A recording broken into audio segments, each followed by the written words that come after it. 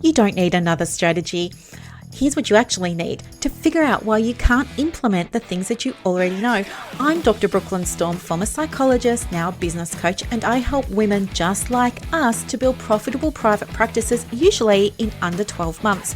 Being neurodivergent means I see the patterns that other coaches miss, but it also means I'm a truth teller, so I'm not interested in giving you any business advice that sounds good or might be trending, but doesn't actually work for us. Welcome to the Practice Momentum podcast, where we're going to get your private practice sorted out. Thanks so much for being here, and let's get on with the next episode. Welcome to another episode of the podcast. Thank you so much for being here. Welcome, new listeners. Thank you to people who do listen. I appreciate you so much. It is Saturday morning and I'm bursting with stuff to tell you. I want to tell you about some life updates, but I also want to do episode 5 on how to get clients, how to market your practice without social media. So here's what I'm thinking. I'll start with the businessy stuff first, get that out of the way, and then when that's finished, I'll let you know. And if you want to leave, leave. But if you're interested in hearing about stuff that's been going on, aka, if you remember previous conversations I had about Dalesford and Liv and the Reiki and the tarot and the predictions and all the things, this is absolutely going to be for you. So you will hopefully want to get yourself a coffee later on. We can hang out together, have coffee, and I can tell you a little bit about that. But for now, I'm just going to start with the work stuff. All right, so work stuff. This is episode number 5 of how you can market the practice. And I say get clients, but it also is get supervisees for your next group program, or enrollments for your next program or course, or members for your membership, whatever it is, right? It's the same. I'm just saying get clients. Today we're talking about quizzes, which are one of my newest, most favorite things because they have super duper high conversions. In fact, I put out another one just yesterday. I put it out last night. It's already converting at 38%. I mean, that is just an average conversion is 2 to 3%. This one's converting at 38 and it hasn't even been 24 hours yet. I know, it is crazy town in all the right ways. So yeah, of course I'm going to absolutely share what I'm doing. Speaking of sharing what I'm doing, the templates for all my quiz processes and the step-by-steps and everything, if you're in Practice Momentum, they're in your library. You can go and get them anytime you like, and you can deploy your first quiz, or maybe your second one or your third one, whatever. But for everybody else, let me talk you through what makes a quiz convert really highly, so that if you're thinking about doing one, you have some context. All right, so quick backstory. Before, hang on, I was going to say about PDFs, but it might help if you're brand new to the idea of why we have a freebie, right? It's not just we have a freebie to be nice and to be generous. Yes, we are being nice and generous, but they're a marketing tool. And so your free thing that you're putting out, the whole purpose of it is it's like a breadcrumb that's going to lead somebody to booking in your diary, right? Your diary is the gingerbread house, and your freebies, amongst other things, are the little breadcrumbs that lead clients to the gingerbread house. So anyway, in order for people to be able to have the breadcrumbs and come to the gingerbread house, they need to enjoy what the crumbs taste like.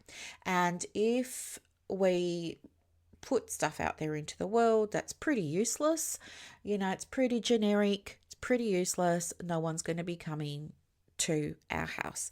So it's always very important to make sure that you're solving a problem for your clients. Now, this is marketing 101. I'm sure you already know this, but I mean, I guess what I see is when I'm doing all the website audits and people do have a freebie, they're still very generic PDFs and they're poorly designed a lot of the time in Canva. They don't even look pretty. There's no sort of selling or anything, like there's no explanation really. It's just like get the thing.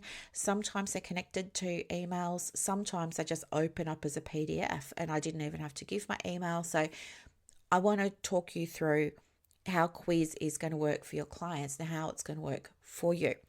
The very first step one, is to understand where your clients are now and what they're wanting help with now. So when I first started making lead magnets, that's what they're called, lead magnets, because somebody who's interested in working with you in marketing speak is referred to as a lead. Okay, we might say inquiry, potential client, but anyway, lead magnet meaning you're attracting them to you. So yeah, I used to do the PDFs. Everybody was doing PDFs, but now things are very different. We've got AI, and people can get a lot of the PDF information from ChatGPT. Agree? Agree. So where now is the value in a PDF? I'm not saying a PDF has zero value, but it's going to be higher effort for you because now you are actually going to have to properly research something and properly put something together that takes time, takes effort, has to be designed nicely, all of the things. Because if your client doesn't get a dopamine hit, doesn't go, oh my gosh, this was so useful, this was so powerful, this was so helpful, they're never going to book with you. So there is no point. If you're feeling a little bit lazy and you just need a simpler thing, I wouldn't bother with PDFs. Okay, we'll find you a different way to attract clients. I think generally get rid of the PDFs if it's the only thing that you've got. And I would replace that PDF, because you and I both know your PDF probably is not getting downloaded. We both know that. So let's just put it aside and let's get you a quiz. Yeah. So how do you know what to do it on? Well, this is the thing. When I was first starting my free things, I was making them based on what I knew worked. So for example, if people were saying, oh, I'm having trouble with my website, well, I really do know what works with websites. And so I was putting together free things that could help people with the websites. But it turned out nobody really wanted them. And then I was making other stuff based on other questions that they had, and I knew what the solution was, and I was, giving them the solution. Again, problem. No one wanted it. And there were two reasons for that. Number one, it was because it wasn't overly top of mind for my client. It was just like one of a whole bunch of things that they were dealing with, but also because I wasn't meeting my clients where they were. I was coming at it from years of experience and my knowledge and everything. And so I was speaking to them there, but they were back over here. That's what we mean by a pain point. A pain point really just means what is the person like having the biggest, hardest time with. And when we say getting clients, for example, in my case, my audience are often saying I'm having trouble getting clients. That could mean any number of things. It might mean their fees are off. It could be because they're in a regional remote area. It could be because they have a really bad website that's just, heavily AI written and really hard for someone to book and things like that. So, if somebody is saying, can you make me a resource that will help me get clients? Sure, I can, but I need to understand what the issue is that's causing the problem, right? And so anyway, you heard the story before of how I was making all of the things for free. Nothing was moving. And then one day I realized, I actually need to listen to what my audience is talking about. And so this is the thing for you with your freebies. Don't do what I did and just, go, oh, I really want to make this. Like, that's great for you, but it's not going to be great for your business. It's going to be better for your business if you just put your big desires to the side for a moment and you just go listen to your audience, find out what they are asking you for. Go and make that thing. It might not be on your heart to go and make whatever they're asking for, but the value of it is that when they see that you're over here say, oh, well, I've got something that can fix that for you, Now, all of a sudden, your practice, your service becomes more valuable, and it pulls them over to your website, over to your calendar, over to book a call with you, all those kinds of things. And that's exactly what we want. And this is how it works. That's step number one. Find out what your audience is actually asking for and make what they are asking for. Don't make the thing that's going to promote whatever you want to sell. That never works. Go and make what they're asking for. Use their words, use their, this stuff. Anyway, that's step one. Step two, we want to put the quiz together. And I would always say there's two rules of thumb here. So for a cold audience, so cold audience is people who have never heard of you before, you want to keep it short, right? So I would just do a super short quiz. For people who are warm, right, your warm audience are people that already know you, they've been in your world for a while, For them, of course, you can give a longer quiz if that's something that you would like to do. I would say start with a small one, unless you've got a big audience and a big following. Just start with a small one. And then your quiz ideally wants to ask relevant questions, nothing general, nothing like self-carey. Don't do that. I don't know why so many women like to do freebies on self-care. You're selling the wrong thing. Like, as a client, potentially, if I'm looking at somebody's website and they've got stuff on there for self-care, I'm like internally screaming. I'm rolling my eyes because I'm thinking, I know how to have a bubble bath. I know how to walk nicely in nature. It's not about that. Like, you're selling the wrong thing. If you want to, if it's something that you want to do, sell a self-care thing, fine, do it. But don't write self-care everywhere. Instead, speak to the outcome, speak to the result, right? So you might see other people who are similar to me or doing similar things to me, and they might be saying to you, focus on the transformation. That's all we're talking about, right? It's just what's it going to do for them, the before and after. Okay, so what happens next?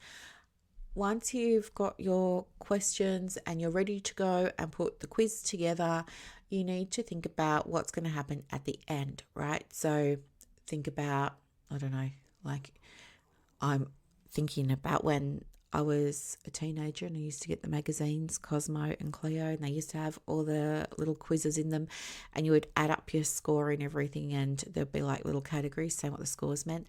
You want to have some kind of meaningful interpretation there. And when I say meaningful, not AI, not ChatGPT. You are trained. ChatGPT isn't. You know about your clients. ChatGPT doesn't. Trust yourself, all right? Don't get chat to write everything for you.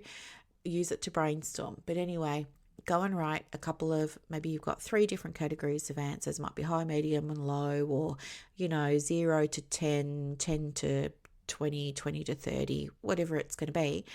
But put that together meaningfully so that the client understands what to do next, or what the gap is, or what's working, or whatever it is that your quiz is focused on.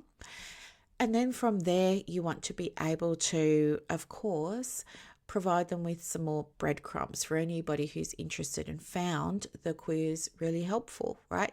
So some of those breadcrumbs might be leading them to something like your call, or it might be leading them to another freebie and things like that. So anyway, my quiz that I put up last night, it's for women who are counsellors, psychologists and social workers who want to get more clients. And what it does is it assesses what they're doing already, and then it gives them like some feedback about what's working and what they could be doing, and it leads to free and paid depending on how they score and stuff like that. And yeah, the other thing too is when you're making the quiz, always think about the end in mind. So this, I don't know, I'm just going to say the stuff now because there will be some people that are up to this, but other people will just be kind of thinking, oh, the quiz is enough for me to kind of wrap my head around at the moment. If you're going to make the quiz, by the way, I would just like put pen to paper and just brainstorm. Like, first off, go and think about, some of your favorite clients that you've worked with over the last couple of months. Think about what the main presenting issues were. Write them out as a question to yourself that can help you come up with some answers. So you might say, I don't know, if you're working with, I don't know, mums of young children and the mums are neurodivergent, maybe you want to, you have a look at your case notes and you think about clients that you've been working with over the last 3 months, and you see a common theme emerging where, a bunch of them are all asking for something similar around, how do I keep all the balls in the air when my little one is off sick or something like that. So you might see that as a little bit of a pattern and then rephrase it as a question to yourself. Write out that question, like how many ways could this problem be solved? And then just brainstorm all the answers and then turn, the best 10 of those answers into questions on your quiz, right? That's it. So anyway, yeah, for people who are like good with putting the quiz together and you want to know the next bits, well, for you, the next bits are going to be, you're going to have to do a couple of things. Number one, you need an opt-in page or, some kind of way to share it. So I'm going to say opt-in page. I just use Flowdesk, but that's because I also connect it to my email marketing platform, which is Flowdesk. But if you don't have an email marketing platform, other options for you are just to, well, the whole point of it is we want to be collecting emails, so you should have an email marketing platform. I was just thinking, how else could you do it? But you can't.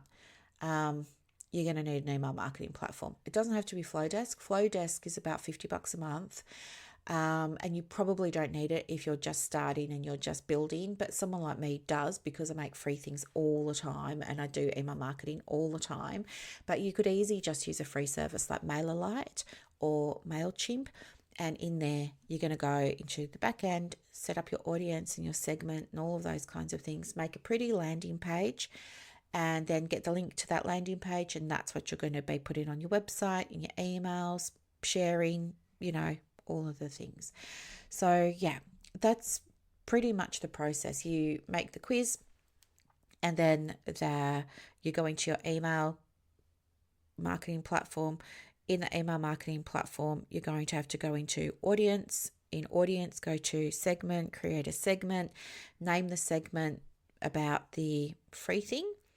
And then once you've done that, still in your email marketing platform, go to landing pages or opt-ins, like whatever terminology your platform uses. Go in there, put a nice picture of it up. If you can, include an image of yourself in the picture. They just convert more highly than if we don't. And what else? Have some text on the image as well that says a little bit about what it is, what it does, how it works, things like that, and what they need to do to get it. Like, put your name below and, take the test, take the quiz, something like that. And then you connect the landing page to your quiz, right? And you do that with a link. So you just get the link from your quiz and you just copy and paste that into the settings on your opt-in page. That's it pretty much. So then once you've got that, the other thing that you want to do is also create your email workflow. So that's your series there of 5 to 7 emails, that help the client who's downloaded the thing. So yeah, that workflow is connected to your segment. It's like, it's making me think of that song, your knee bone's connected to your thigh bone. But anyway, so you've got to have all these moving parts. And as I said before, if you're listening to this and you're in practice momentum, don't have a panic attack, because you've got the steps and templates and it's all super simple. I've done it all for you. You can literally just go and copy and paste my stuff. Don't worry. That's in the library. But for everybody else, you understand now what the process is. And if you're listening to this and it's blowing your mind because you're like, oh my gosh, I didn't realize there was all of this. I thought I was just going to go into Canva and make a PDF. Well, good. I am really pleased that you're realizing all the steps that go into it, because now it means that you're realizing what perhaps you may have been not doing, and that then informs you about why it hasn't been working.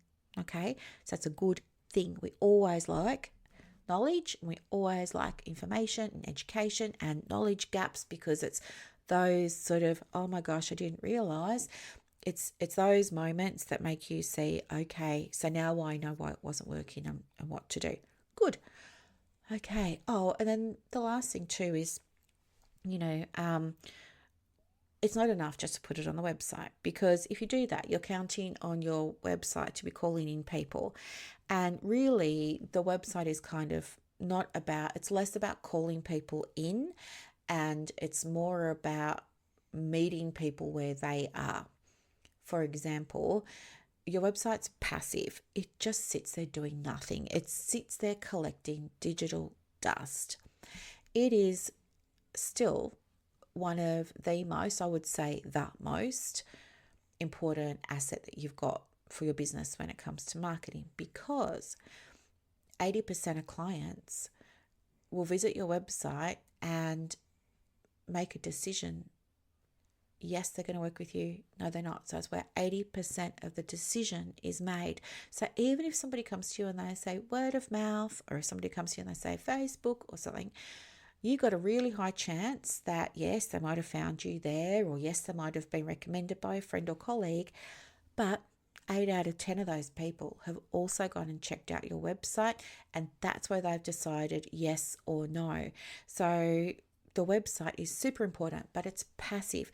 People come to it when they've already figured out what they want, not when they're searching for something. So, I just gave you an example there, but another example is going into Google and doing a search. They already know what they want, and Google is just like scanning its little index and going, oh yeah, Brooklyn's got this, and feeding it over to the client. I think so many therapists think that the website is it, and it's not. The website does not go out and find people for you. It is there for people who are already looking and coming to you. The website receives, it doesn't search. Okay, so we need a way of getting people to your free thing, and that's why just dumping it on the website and leaving it doesn't work. That's only going to work for people who have already found you and might be clicking around looking for stuff. Okay, and then they could be like, oh, she's got something free, let's go and have a look. What you need to do is you need to be, marketing the freebie. And that means you've got to be actively marketing. So just like the website is passive, you just kind of put it up, leave it alone, monitor it, track your numbers, all of that, refine every 90 days.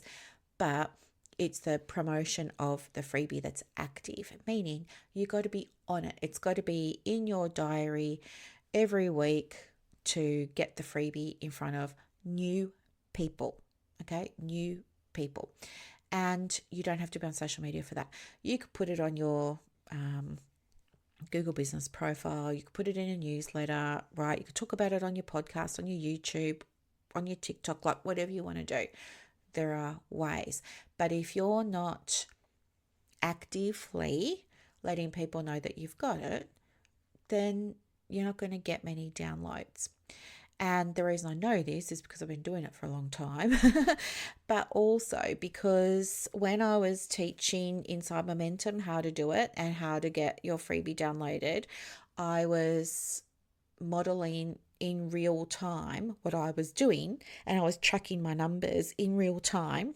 All the information is still inside the library, which you can go and see, but it clearly shows that when you're actively marketing your free thing, you get more and more downloads. I think the highest conversion for my last freebie, which was the private practice quiz, I think that got up to 68 or 69%, and it didn't take long. It only took a few days. So, really, really good. But as soon as I stopped, I think it was Christmas, and then I was focused on other things. That's right. I was formalizing the structure around the Practice Momentum business coaching framework for private practices. And then I was like doing the content around that and things. And so I just didn't promote the freebie regularly, right? And then you see all the numbers go down, down, down, down, down. It's just more proof. Like, what gets seen gets paid. If nobody's seen your stuff, in this case, it's what gets seen gets downloaded or signed up for or enrolled into or, whatever.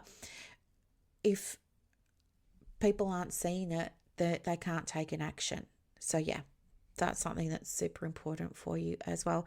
If you want to go and have a look at how I do my freebies, success leaves clues, and you're not inside Practice Momentum, just go and have a look at the freebie that I've got up now. It's on my, which page? It's in the free group. So if you're in the free group, you can go and get it there.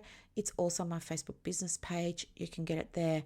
And it's in my stories. I put it up on my stories, I think, 10 o'clock last night or something while I was watching a movie with Buddy. So it's still on there if you're listening. But I can also put the link in the show notes later on and you can get it. But yeah, that's a good thing to know. Success leaves clues. Anywho, quizzes. I swear by them. My quizzes convert so well. So, I get bookings into my discovery calls, and then I don't see discovery calls as selling. I just refuse to sell. I don't like it. I don't want to do it. I want my content to do the heavy lifting for me, right? So that by the time somebody books a call with me, they already know who I am, how I roll, what I'm like, what my style is, how I see things, my opinions about things. Like, they already kind of know, right? And usually when they come to a call, 9 times out of 10, they've already decided that they want to do it. They might just have a couple of questions about the logistics, when's the start date, or, is there a payment plan that's different to what you've got on the website? Or it's just usually sort of those kinds of questions. It's never like, I shouldn't say never, because it did happen twice over Christmas. I think I told you about it. Oh gosh, it really bothered me so much. But anyway, what was I going to say? I just lost my train of thought. Doesn't matter. I was just saying, like, I never have to sell because they already know the decision has already been made, and I will not sell. I don't like doing it. I let my content do it for me. But that's another thing, right? I think when it comes to putting your content out there in the world, you need to have a business head on and understand that whatever you put out there can work for you in the long term if it's long form content like a podcast or maybe a well-written, useful blog, not just blogging for the sake of blogging because you want to share a message with the world. No, it's got to be practical, useful, interesting, helpful stuff that makes people want to come back and read the next article. Okay, not just blogging for the sake of blogging. Anywho, quizzes, swear by them, go and do them. They're awesome. Okay, and you know how to do them now as well, which is so good. That's what I was going to talk to you about today for the business marketing side of things. And of course, if you want help with any of that, yes, just tap me on the shoulder in Facebook or send me a little email. It's just support@brooklynstorm.com.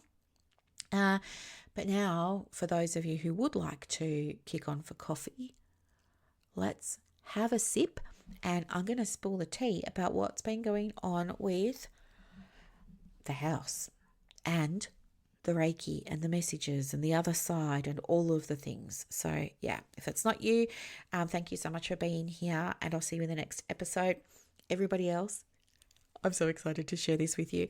Okay, so quick recap. You remember, I don't even know when it was. Was it maybe about 6 months ago? It might have been October. I was in Daylesford, Victoria, and as you know, that's where I go regularly for my little escapes. Love it. But I see a Reiki person there. Her name is Liv. Now, when I go there, she does like a Reiki healing. And after she's done the healing, we sit down and she shares with me any insights or downloads or messages that she received from her guides while she was doing it. And yeah, towards the end of last year, she was saying to me, she said that, sorry, I'm just trying to think like the order, forget it. Like I'm going to get the order all mixed up. It doesn't really matter. But anyway, she did say to me that she felt like previously I had been in a mine. I was working in a mine and I was, my time was up, let's just say, very quickly, instantaneously as a result of a big boulder. This big boulder randomly, totally randomly, of course, just my luck, right? But anyway, it just like randomly fell onto me, boom, I crossed the Rainbow Bridge in an instant. And she was saying to me, she was asking, do you have any issues around finality, like the finality of things? And I wanted to say yes because I wanted to really enjoy the messages that I was getting and being part of the whole thing. And so I was just kind of nodding along and I was going, maybe, it's certainly something that I can reflect on and think about, but nothing's really coming to mind now. But yeah, maybe. And anyway, in that same holiday, so I was there 10 days. At that same time, I got super serious about getting the new house and I found Clunes, right? So Clunes is a little country town, very, very small little country town. Depending on where you look and what research you do, some places say that there's 1,800 people that live in the little town. Others say it's about 3,000 people that live in the little town. But anyway, I found myself there and I loved the place. It is very old-fashioned. There are wide roads. They have great big, I'm guessing they're probably huge bluestone pavers, like huge along the footpath, but it's not really a footpath because even the footpaths are so wide because they're full of these great big smooth, bluestones, very well worn bluestones.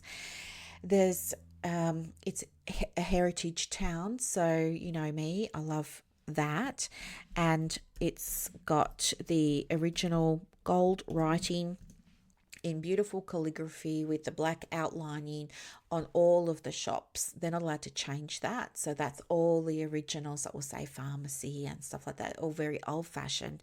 I love it. There's a cafe there where women wear old-fashioned gear like the bonnets and the aprons, like from the 1900s. And it's just a beautiful place and everyone knows everyone and I just fell in love with it. But the other thing is when I first went there, it was so strange because I just had this, I can't even describe it other than to say it was just like this very strong sense of this is where I'm meant to be. This is where I'm meant to live. And I just knew it. And as I said, it was a small town and I want to live in a small town and the people are lovely, there's not much crime, all of the things, right? But I can't even my body, my energy, my mind, everything was just saying, this is the place. And it was so strange because my conscious mind was like, but why? But everything else in me knew this is the place. And so anyway, I started to explore Clunes and lo and behold, I discover that Clunes is Victoria's, may even be Australia's, first and largest gold mining town, which of course I don't know if I went to Clunes before I saw Liv or if I saw Liv before I went to Clunes, but whatever, they happen within days of each other, which is why I can't untangle it in my mind. But anyway, And I was thinking to myself, holy smokes, like you can go to the sites of some of these mines. Now, you can't access them and stuff like that, but you can go visit them. And there's still massive piles of pebbles and rocks and quartz and stuff like that that they had to, dig up to make the shafts and everything. So then I was like, OMG, that's the confirmation that I'm meant to be here, there's mines here, and the guides and the angels and everybody was saying, well, this is where she's going to be, like with the mines. Then I was thinking, not that it was possible that I perhaps crossed the Rainbow Bridge in Clunes, but I was just thinking, maybe it's science, maybe it's science. So anyway, then I got caught up in it, and I was dead set I'm going to live in Clunes. So then I started researching more about Clunes, and then going and looking. And then the last 3 weekends, not last weekend, but I did go last weekend. Oh gosh, it's such a blur. Anyway, for 3 weekends recently, let's just say, I took the drive up to Clunes. You know who, Buddy, my DOG, came with me. I can't say the name out loud because you know why. He's here, and as soon as he hears his name, he's going to wake up and jump around and start being silly because he's always got so much energy and he wants to play as soon as he wakes up. So anywho, he came with me on one of the trips, and he was so good in the car because it took us about nearly 3 hours to get up there, because there was roadworks and things like that. And so I was looking at 3 places, and we were late for the first one, missed the first one, then, caught 5 minutes of the second one, and then saw the third one. And it was hot and, just not pleasant. Anywho, 3 consecutive weekends, I go there, I'm looking at houses, and I'm thinking to myself, I know that I want to be here. I know that I want an old house, meaning it's got history, character, charm. Like I really, for some reason, the history is very, very important to me. I don't know why, but it is. Like, of course, there's part of me that would like to win the, art lottery, penthouse in Noosa. Of course, I would love to win that. But there's a bigger part of me that wants something old and historic, and I have no idea why. Anyway, so I'm looking at these houses, and they weren't ideal. Like, they needed a lot of work, and I was just thinking to myself, oh, well, I'll go back next weekend and, I'll have a second look at a property.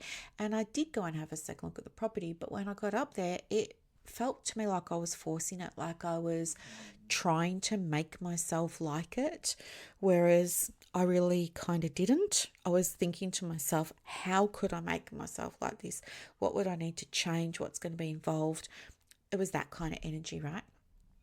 Anyway, I come back home and I'm just telling myself, well, there's no rush. There's no rush. I don't have to force myself to like a place. Maybe what I want to do is expand my search a little bit and look at other country towns, because my higher self was saying, well, what is it really about Clunes that's making you persist in wanting to be there? And I was thinking, good question, higher self. It's really because, yes, it's the history. It's a small town. I want a small town. It's not suburbia. Suburbia is not for me. I need space. I like the country or the coast. So there was that. I want to be in a place where there's no traffic lights, the things. So anyway, I want to be sort of part of a small community, but not right in the thick of it. I want to have like people around me, but not like breathing down my neck all the time kind of thing. And then I was thinking about, well, what do I really want in my house? And I thought, oh, hang on, I wrote all of this out before. So I started thinking about my little wish list that I wrote out in the notes section on my phone. And it said things like LED light. I really want to have LED light stained glass. Floorboards, original, preferably not laminate ones. Like I really want wood. I wanted it to be in a safe area, small town. It had to have features like charming features that were indicative of the time, things like that. Like think about things like ceiling roses, the little plaster thing that goes up the top where the pendant lights hang down and it's quite decorative. Like those kinds of things I wanted, nice doorknobs, just little things that give a place character and charm. And I was like, oh, 2 bedrooms would be great, maybe three, but two is fine. And I really wanted something that was low maintenance and had an established garden and had fruit trees and nice neighbours. It was quiet, good NBN or good internet, because where I am now it's Telstra and it's horrible. Like it's hit or miss whether my Wi-Fi works and, stuff like that. So then I was thinking to myself, okay, so let's just open our search up to other country areas that might be able to give you what you need. And anyway, would you believe that last year I was looking in an area and I don't even know why I was looking there, but I was looking in that area a lot. I was going there all the time and I was just thinking to myself, yeah, I would kind of like to live here. Now, it didn't feel strong, but I kept going back there. And to this day, I don't know why I kept going back there. Anyway, this area comes up in my search. So I'm thinking, all right, well, let's go and have a look. And they've got lots of houses, right? And so I'm just going through the houses, and then I see this house and I'm like, oh my gosh, like I think this is the one. And anyway, I felt so strongly about it, even though I couldn't see much because they didn't have much online, to be honest. But there was something about, like, the description was only 2 sentences. Like it was a lazy listing in a way. It was almost like the house doesn't want to be sold. There was only one picture of it, but I just can't describe it. But as soon as it came into my line of vision, it was this knowing you need to inquire about it. So that's what I did. I made an inquiry. Anywho, I'm driving down there on, when was it? I don't know, Monday, Tuesday, Wednesday this week. I don't recall. And as I'm driving down, I call in my team. Okay. So my team of my people, like my guides, which for me is like my pa and Gabe, my former dog, and, like any guides, angels, people who have good intentions for me, all of the things. And anyway, I'm calling them in and I'm saying, like, protect me on the drive down. And I'm saying, I want you to come through. So when I went to Clunes and I was looking at properties, I called them in as well. And I was like, give me a sign, make it really, really obvious, because I don't know if it's just a Brooklyn-ism or if it's the autism or if it's the ADHD, but sometimes I don't pay attention to things and I miss obvious things, right? Like there was another time I moved into one of my houses and one of my sisters came to help me. She was helping me unpack and we were unpacking the stuff for the laundry.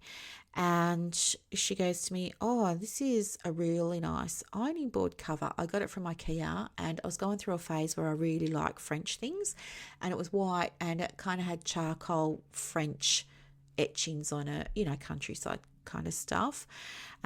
She's like, oh, this is a really nice ironing board cover. And then without even thinking, I just said to her, yeah, I'll have to get an ironing board for that. And then she looked at me and she looked really puzzled and she said, Brooklyn? And I said, what? And she goes, you don't have an ironing board for it? I said, no. And to me, that was normal. But to her, it was weird. She's like, you got this back to front. So anyway, things like that, obvious things I miss. So I was telling my team, like, make it super duper obvious if this is where I'm meant to be. Like, either put something in my line of sight or, that's a sign that I would know, or give me the feeling or give me the knowing, or put something in my mind that says, walk over here, look over there, right? The things. And when I was in Clunes looking at all the houses, I just wasn't getting it. I was questioning. I was full of self doubt. I was like, and then I took the self doubt to mean it's a no, right? Keep searching. So when I was driving down to this other place during the week, I called them in again and I said the same thing. So I said, please let me know, make it super duper obvious to me that this is where I'm meant to be or not. Um, and I just put my trust in that. Of course, I'm not going to make any decisions based on gut feeling alone, especially over something like a property that, is going to have big consequences if I mess it up. But anywho, it is something that was important to me. So that's what I said.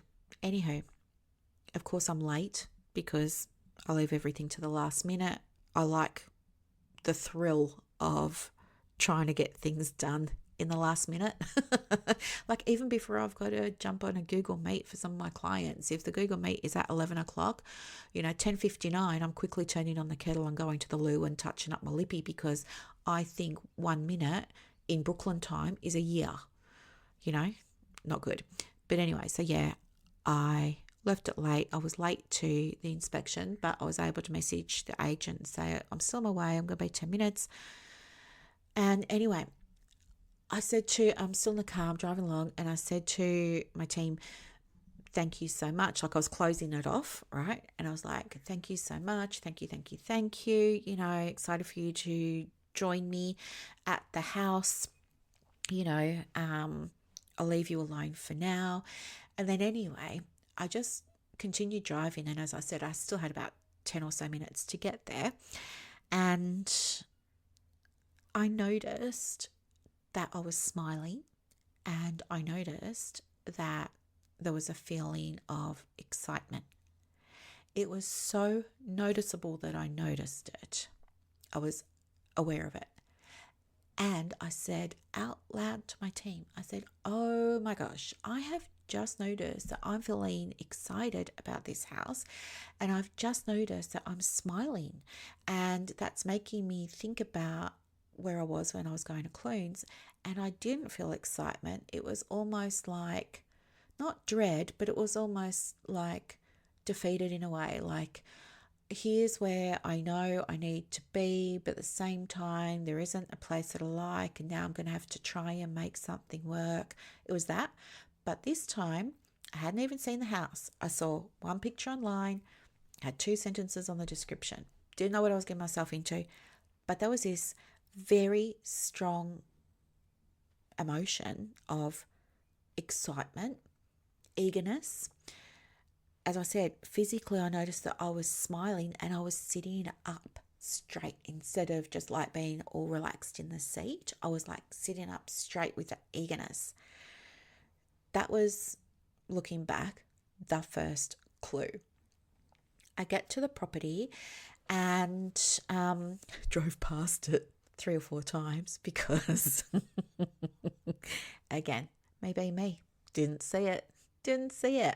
Of course, now it's obvious where it is and everything. I don't know how I didn't, but I did not see it. I just drove past it and then I had to do a U-turn, drove past it again, did another U-turn, drove past it again 4 times. I kid you not. Anywho, found it. Get out of the car and I'm in all of a fluster. And anyway, meet the agent. She's lovely, gets my details. She's like, right, let's go inside. And anyway, the property is tenanted. So there's somebody in there at the moment, and it turns out that that person is physically in the house, right? Which makes me so uncomfortable because you know how I am around like bodies and people. Like, I don't know.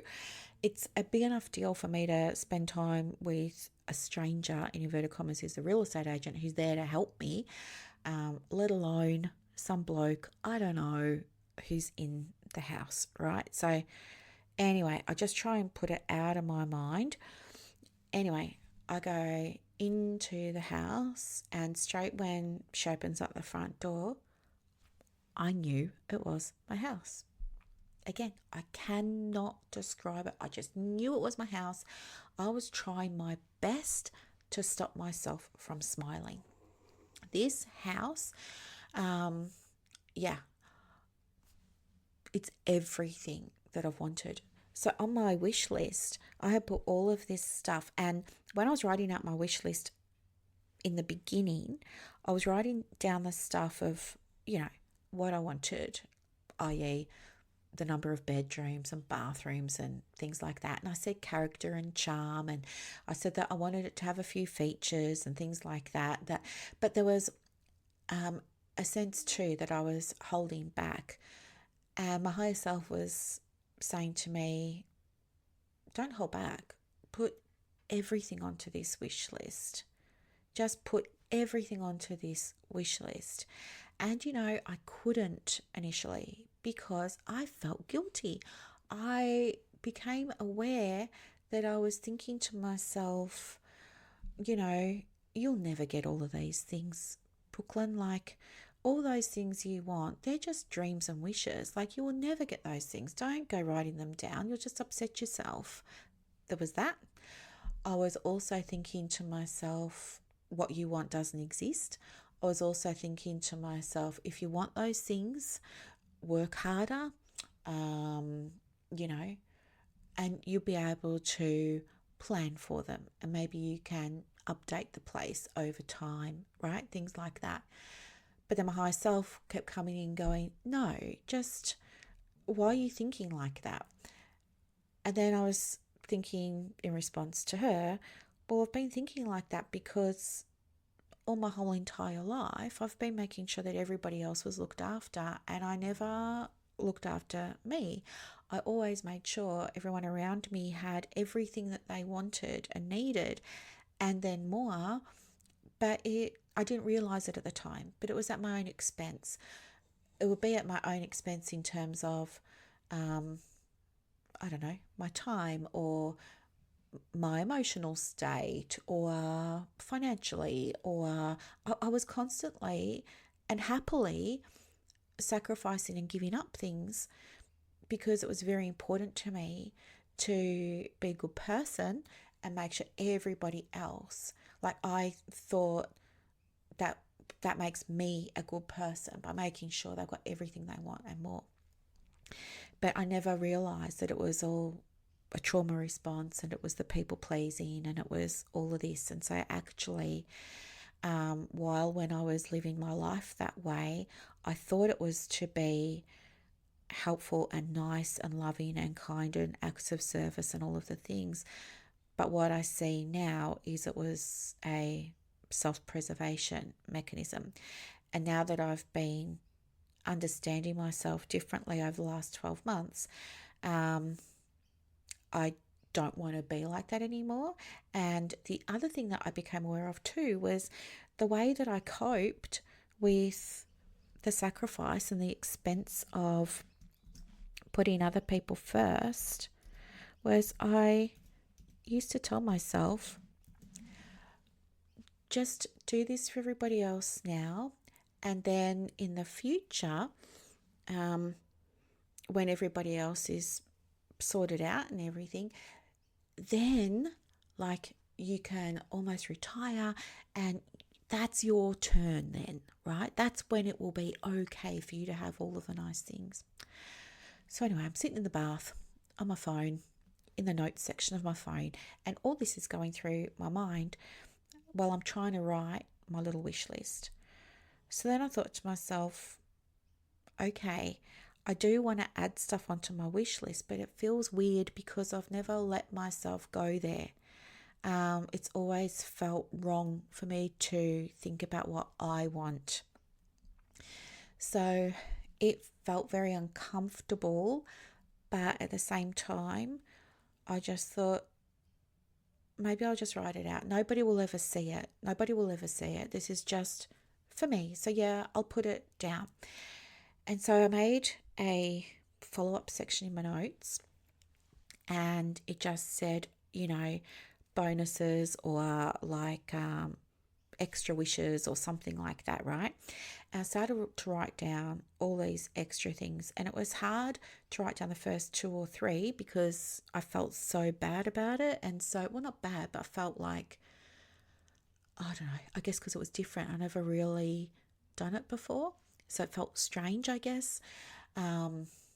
and like I don't want to set myself up for failure and disappointment. And what if I get excited about having those things, but then something happens to somebody and I can't get those things because I need to look after somebody else, right? And I didn't want to like go through the disappointment and the hurt of that.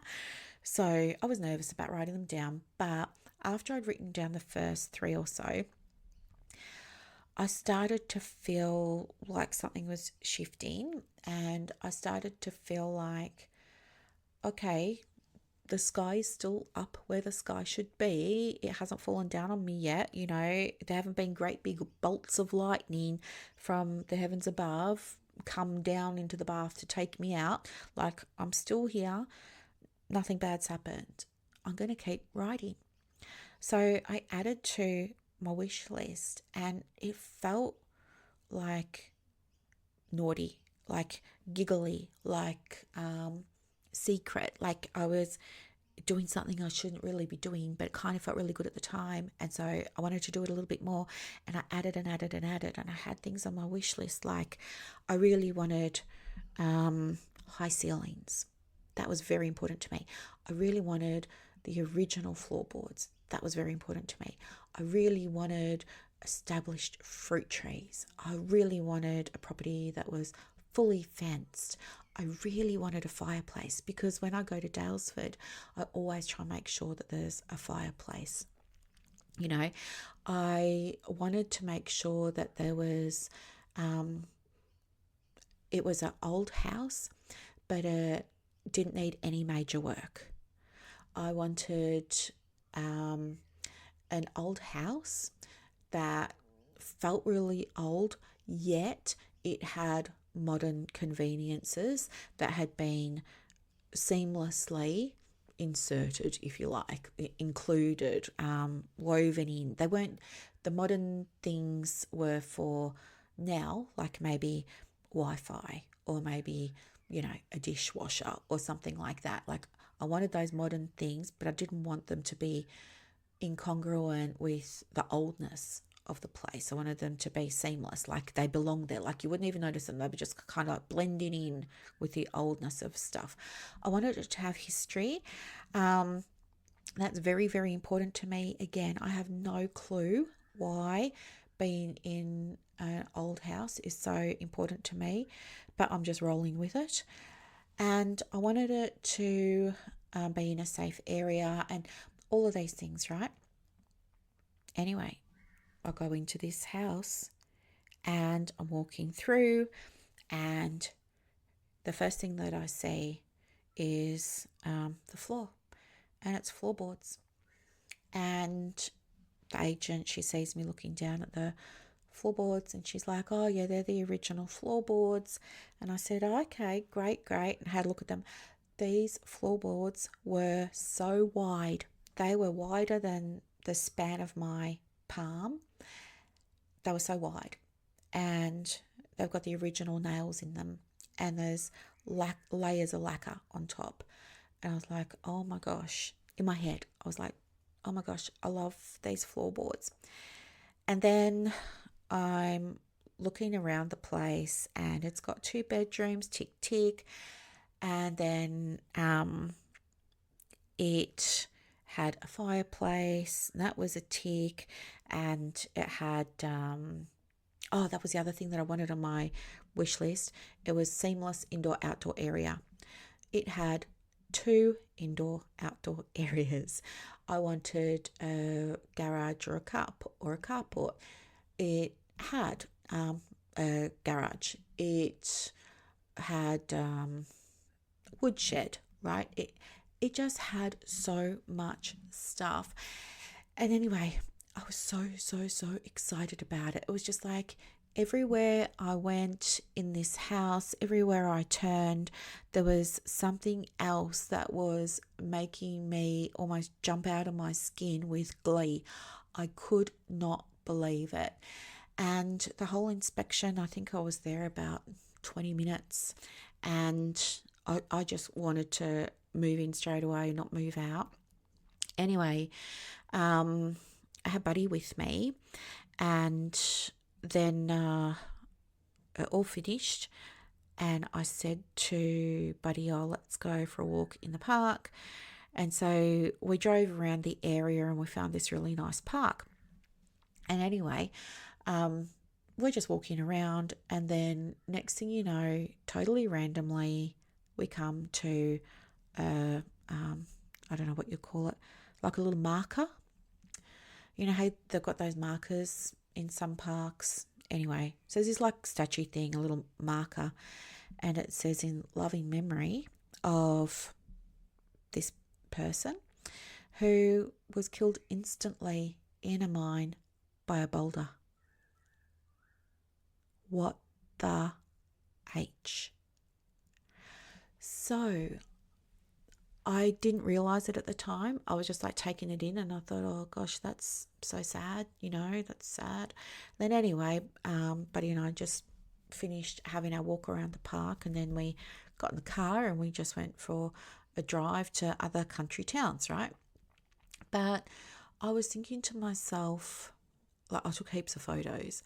And anyway, we got to the next town and he's having a puppuccino or pop cup, whatever they call it. And I'm just having a drink of water, and we're sitting down together and looking through the photos. And I realized that on my notes, I had a list of everything that I wanted. And then I said, it's got to be this or something more. And and it's got to be the right price and all those things as well, of course. But I said it's got to be everything that's on my list or something better, and it's got to have things in it that I didn't expect, that make me like giddy with excitement and joy.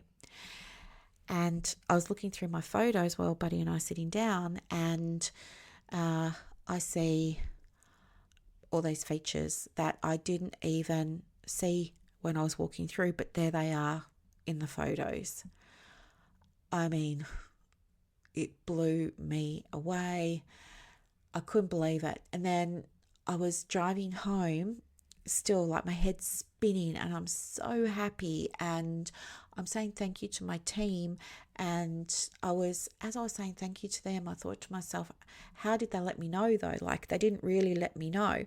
And then later on when I got home, I thought to myself, you're an idiot. Of course they let you know. They let you know because you had that overwhelming feeling of just knowing. You had that overwhelming feeling of excitement when you were there. Everything that was on your wish list got a tick on this house. You said all of this and something more, and you also got the something more.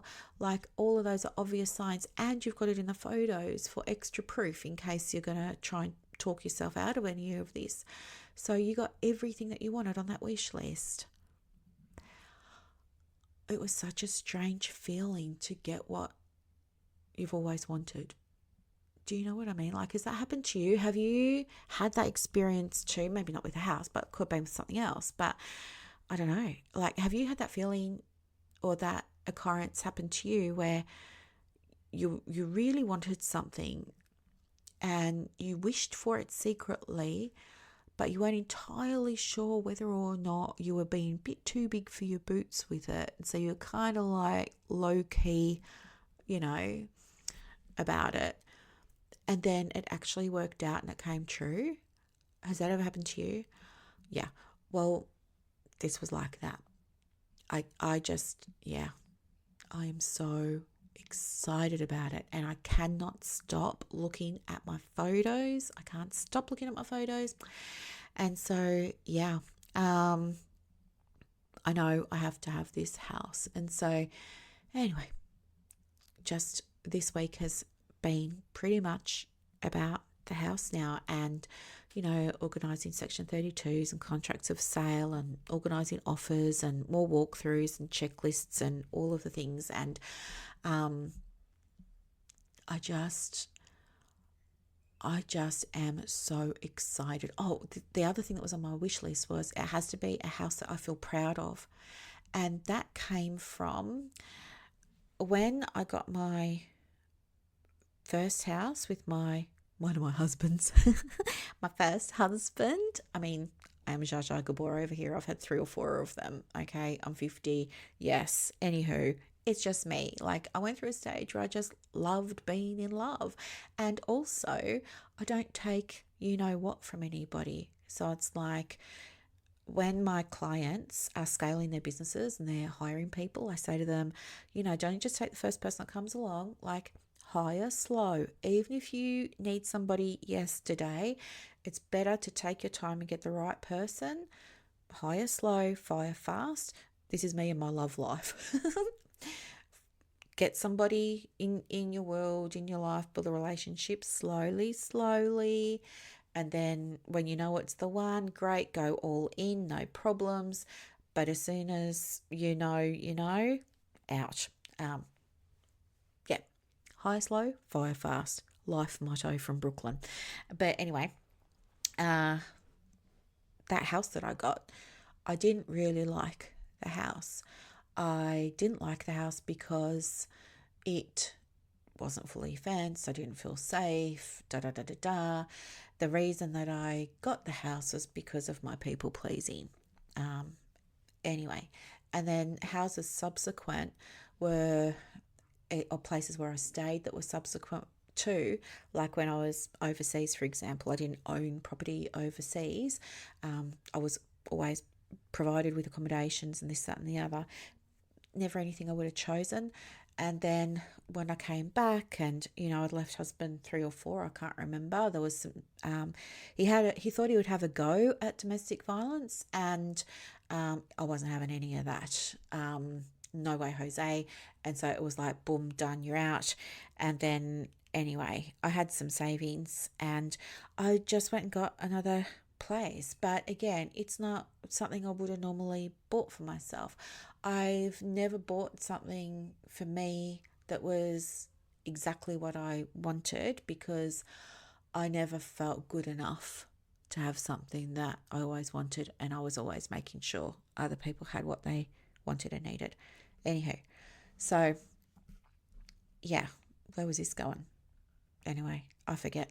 But I just knew that this is my house, and I'm so, so, so excited about it. Like, I have to keep pinching myself.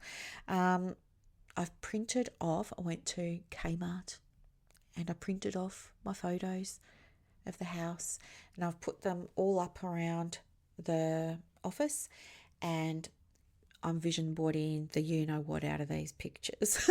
I'm thinking about them all the time. They're the screensaver on my phone. They're the screensaver on my computer, all of the things. I'm so excited about it. But here's the other thing that I connected as well. When I spoke with Liv and she gave me that message about the mine and everything, I think what happened was we were being a bit too literal with it. And what was the message was more an idea, a theme, a way of knowing. And I think when I went to this other place where the house is and I saw the marker, I don't think it was Brooklyn passed away in a mine as a miner in a previous life. I think it was more the universe, my team, my guides, my angels, whatever, saying, hey, if you see this thing, then you're in the right vicinity. You're in the right location. This is where you're going to be. Does that make more sense?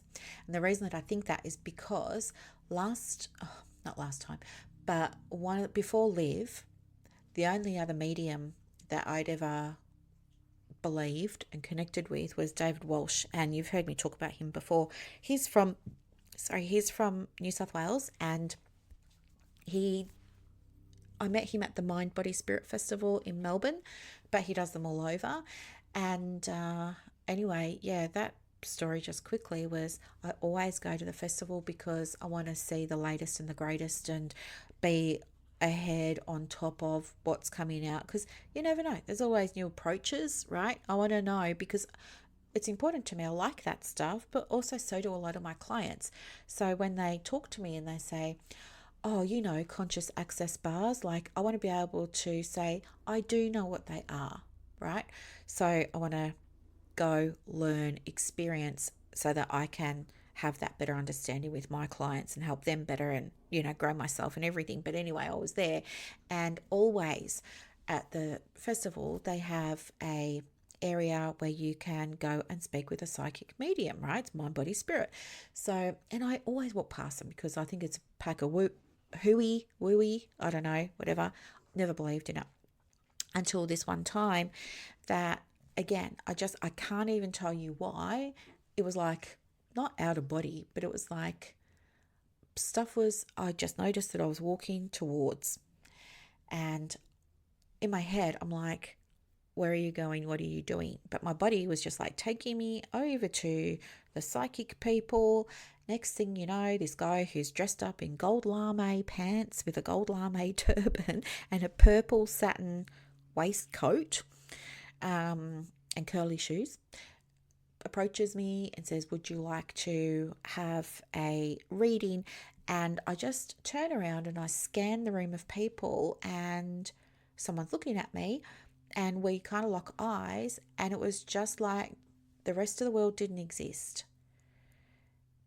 I can't even describe it. It was just like the rest of the world didn't exist. I couldn't hear anything. I couldn't see anything. It was just like him and I. And then Aladdin, I'm just going to say, was like tapping me on the shoulder, and he's like, hello, hello. And then I was like, oh, yeah, sorry. Yes, I would like a reading. And he said, great, I'll put you with this lady over here. I said, no, it's got to be him. And he said, oh, okay. And then he goes over to the reader. The reader says, yeah, bring her over. And I sat down, and he had a very small, I guess, trestle table, like little card table maybe. And it had a purple cloth over it. And he had a few different decks of very well-worn, well-loved tarot cards and oracle cards and crystals on decks of cards and things like that. And anyway, he introduced himself, said his name was David. He asked me who I was, said Brooklyn. And then, yeah, he was just like, okay, you ready to do it? I said, yep. And I was sitting there, not being a smart, you know what, but I was just like, why am I even here?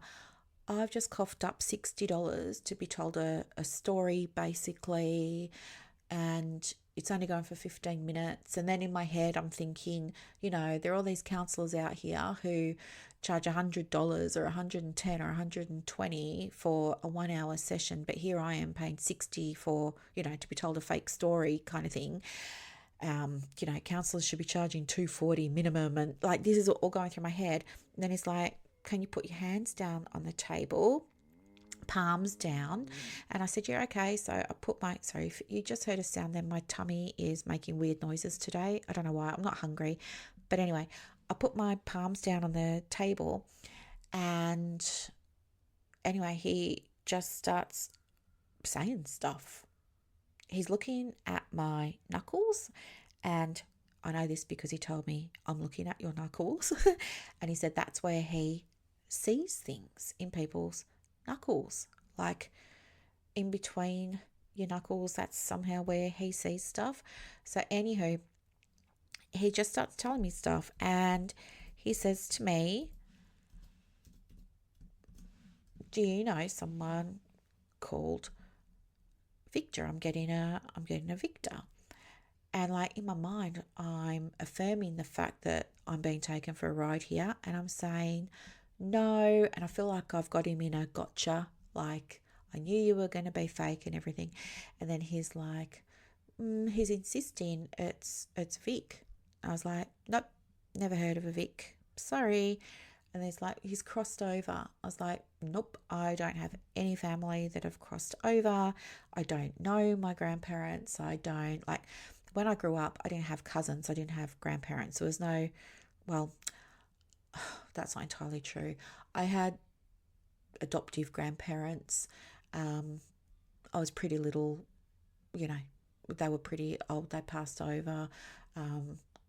sorry, when I was pretty young. But so, yeah, no cousins, no extended family. So again, he's like, yeah, no, it's, you know, and I'm like, nope.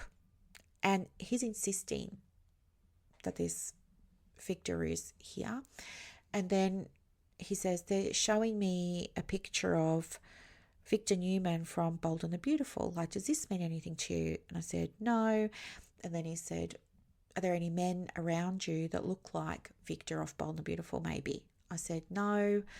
And then he was clutching at straws. He wasn't clutching at straws. He was trying to help me figure it out. And he's saying, they're telling me this stuff. And I'm like, nope.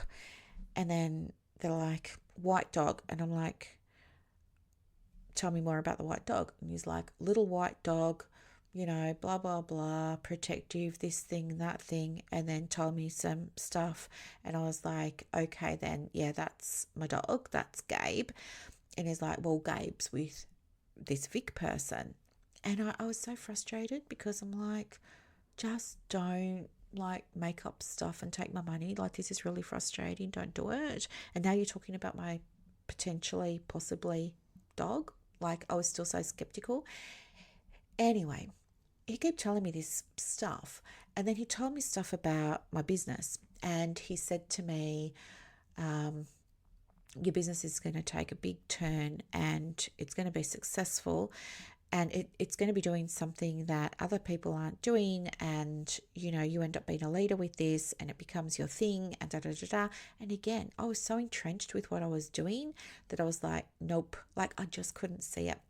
Anyway, I came away from the reading feeling ripped off and I called my mum and I said to her, oh, I'm just calling to vent, I just blew $60 I didn't have on, because I give myself like a spending budget for the Mind Body Spirit Festival, because if I don't give myself a budget, I buy so much stuff. Like, I'm talking like one time I went there, I spent maybe $400 on crystals, and then I bought all of these tarot card decks that I just had to have, all of this.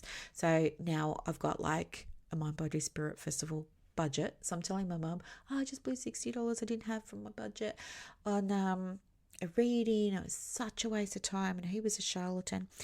And my mum says, oh, well, what did he say? And I said, oh, most of the thing was talking about these messages from some guy, and mum's like, oh, what were the messages? And I'm like, oh, I don't really remember. Like, I was just so annoyed that I was getting told a story.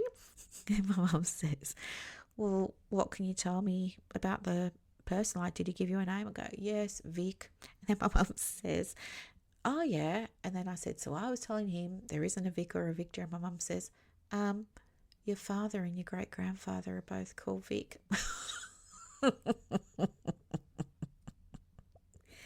I nearly dropped my phone. I said, what? She goes, yeah. Pa, his name is Victor. And Pa's dad, your great-grandfather, is also named Victor. And they were called Big Vic and Little Vic so that everybody knew who they were talking about. And I was like, no way. And she said, yes. And then from that point on, I just felt so connected. And I was telling my mum about how he was trying to tell me about Victor from Bold and Beautiful, this, that, and the other. And then I started to remember bits and pieces that David had told me. And so then I thought it would be important to write them down. So out comes the iPhone again, and I'm writing the bits down in the notes app on my phone before I forget. And anyway, I was looking in my notes for something else months later, and I saw that entry about David. And I thought, oh, yeah, I'll have a look at that. And do you know, everything that I've written down in those notes was spot on. Spot on. And the Mind Body Spirit Festival comes to Melbourne twice a year. Like, I think it's March, April, and then October, November or something. So it was due to come again in a couple of months' time. So I went and got myself a ticket. And you better believe me when I say the whole reason I was going this time was to have another reading with David. And this time I was going with questions that I wanted answers to. And ever since then, I see him every time the festival is in town. And I've had him over to the house to do readings for my family. And he did a reading for my sister. And it was something about my sister was trying to have another baby. So she's had a couple of babies through IVF. and she still had an egg left. And, she was wanting to, she hadn't said anything. That's right.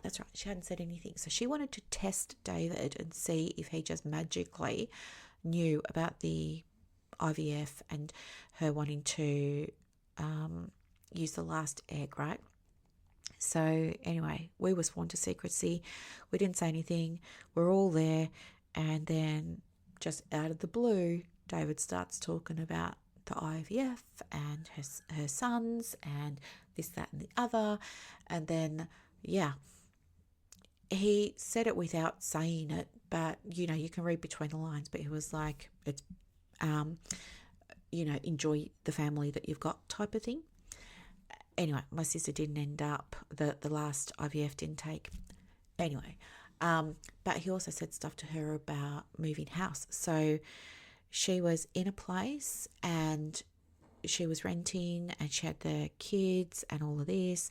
And she just found out that her landlord was selling and hadn't decided, or not hadn't decided, but didn't know whether or not my sister would be able to stay on, right? It was going to depend on the buyer or something. So my sister was anxious, thinking, was she going to have to find a house? She was working full time and she didn't want to have to take time off to go house hunting, and it was becoming a stress for her.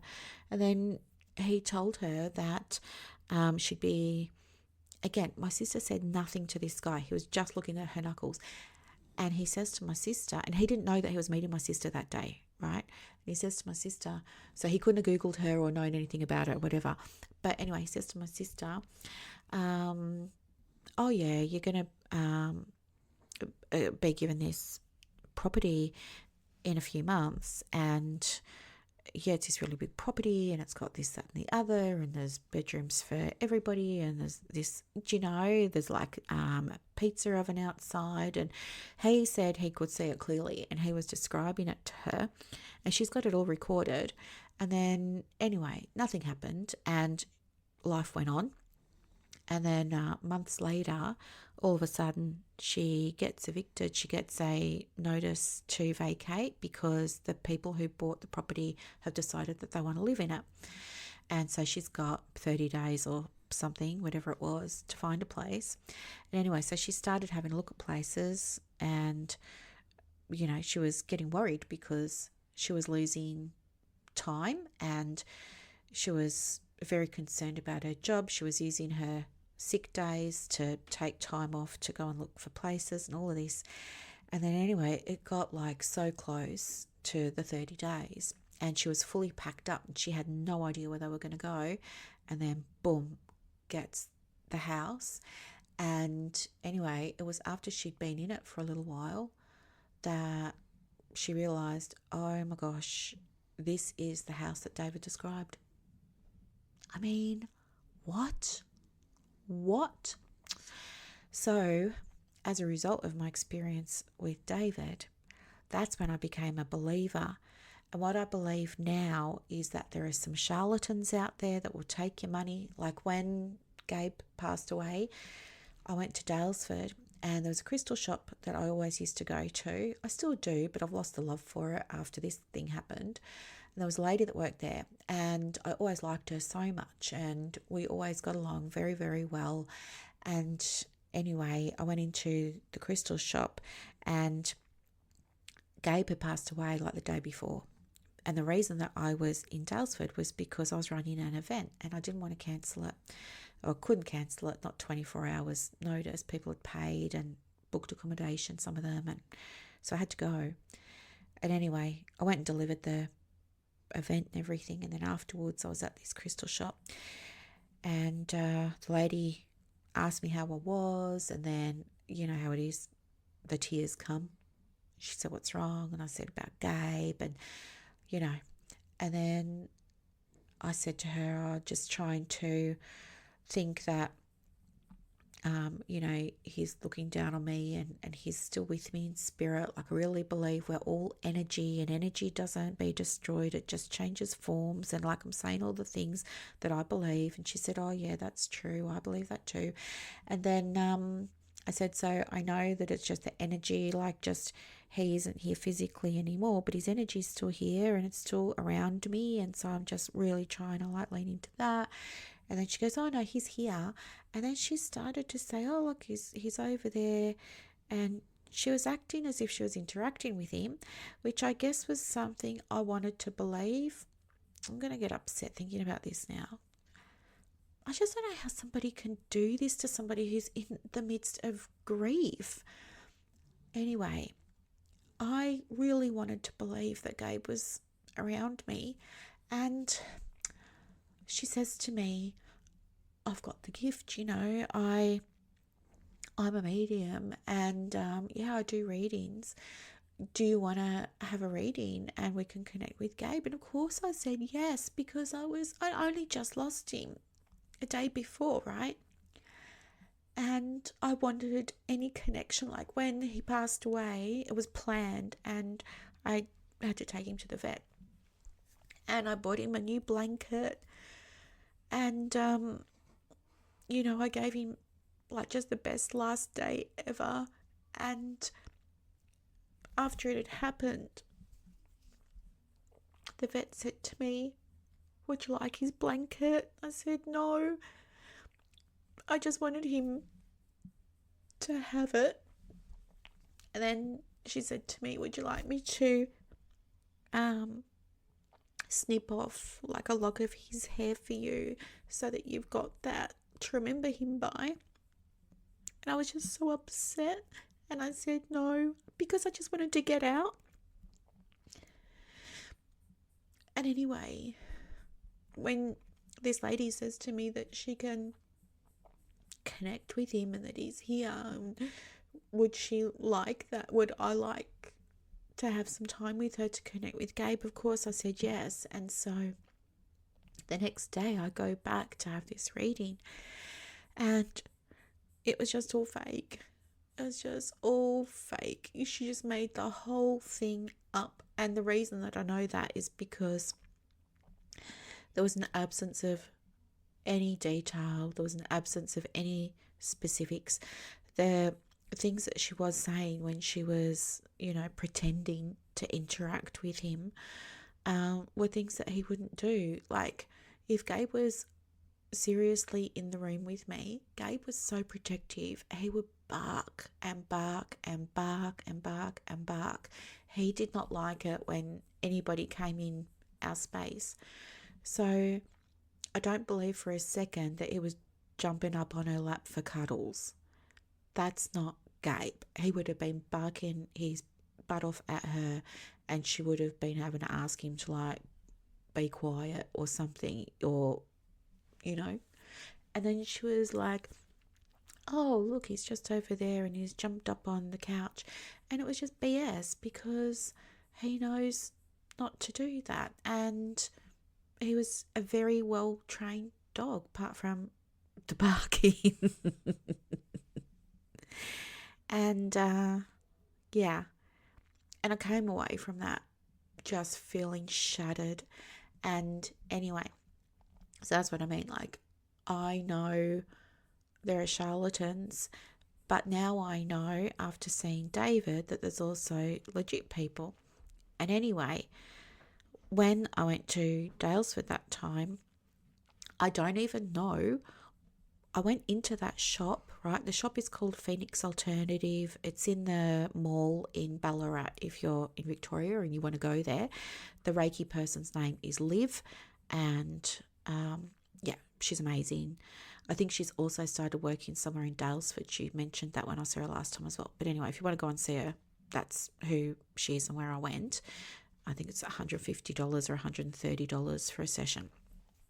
Anyway, the shop had moved. So the shop was on one street. I found it by accident. I bought a whole lot of secondhand tarot decks there, ones that I'd been looking for that I hadn't been able to find anywhere else. And then when I went back the next time, they'd moved into the mall, into a bigger shop. And it's lovely. It's a really lovely building. And anyway, I just wanted to go and explore, really. I didn't need any more crystals or books or decks or anything like that. But anyway, I just went in and it was more like, I guess, just exploring, passing time, killing time. And again, I have no idea why it happened or how it happened, but I just end up, I don't know, I walk into the shop and then straight away I walk over to the counter. I don't even know why I did this, but I walked over to the counter and I said, I'd really like to book in for some Reiki. What the H? What the H? She's like, oh yeah, we've got a lady, her name's Liv. I was like, okay, sure. So she's like, do you want to see her? I said, anybody's fine. And I, to this day, don't know why I did it. No, it wasn't Liv that I saw first. It was somebody else. That's right, it was somebody else. She was really good. I forget her name. She had blonde hair. She's also a nurse. She was really, really good. And she did see Gabe. And she was telling me that Gabe was wary of her. And that's how I knew that, yeah, it was Gabe. And she said that, yeah, he was like a very protective dog and all this kind of stuff. She was telling me a lot of the things about Gabe that were actually true. And she described him and stuff like that. And she said that he started to settle, through the session, but he was barking initially, and all this. And I believe that because that's what he would do. So anyway, because I had a good experience with her, the next time I went back, I said I wanted to have Reiki. And yeah, they said she wasn't available. Would I see Liv? And I said, yep, sure. And so I was kind of disappointed because I thought the first person that I saw was a good one to see again because she was able to connect, with the energies and stuff like that. But I was still open to having an experience with somebody else. And then anyway, Liv, she just like, I don't know, it was next level insight and awareness and downloads and all of the things and just about everything she said to me. Because I document it all now. I record the conversations with her permission. Like I say to her, is it okay if I take notes while you're talking? Or I say to her, is it okay if you take a voice note and message it to me? Or can I take a voice note, message it to you? And so we just leave the phone going in the middle of the table so that she can talk. Yeah, and then I come home and I transcribe it and everything, and then I like get the salient bits out, and then I can go back and check it later. And she has been spot on with so much stuff.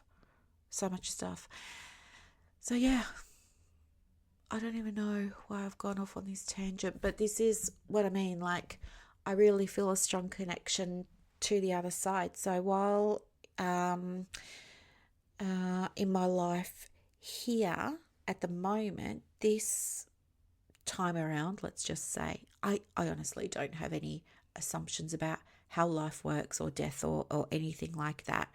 I have my beliefs, but I'm just going to say this time around, I do believe that when you come here, it's to grow or learn something. I think when you start learning about things like Akashic records, you hear about soul contracts and stuff like that. So I'm thinking maybe it's something like that. Maybe I was just like energy at some point and I was just like, hey guys, do you know what?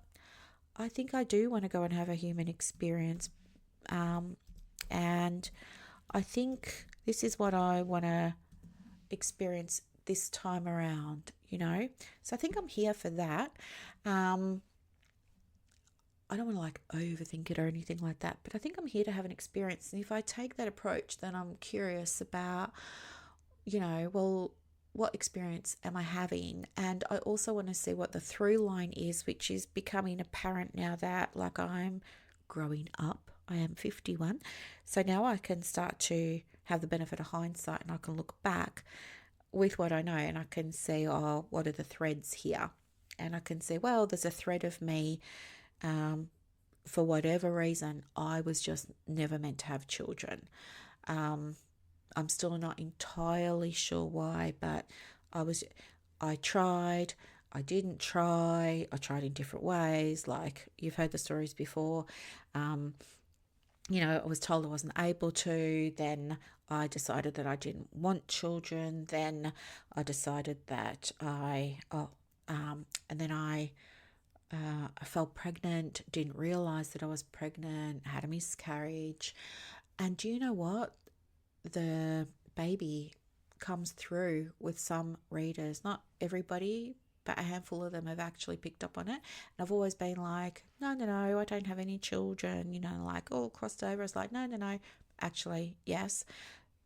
This is the energy. So, anyway, I only realized that in the last trip away as well, as a result of some journaling that I was doing after seeing Liv and the tarot reader at the time. So, anyway, I'm thinking, okay, the main themes here, if I look back over my life, it's this stuff about not having children. But then I think maybe if I take a step back, it's also something around like being not connected. I don't want to say disconnected. I want to say not connected, because there's a big part of me that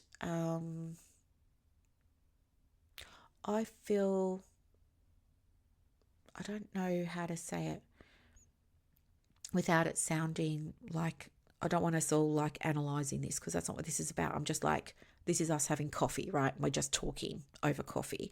But this is what I think it is. Like, I think, I don't know, maybe my intention was to have another crack at a human existence, at a 3D life, but without the distraction of connections. I know how this is sounding. Believe me, I know how this is sounding. But hear me out.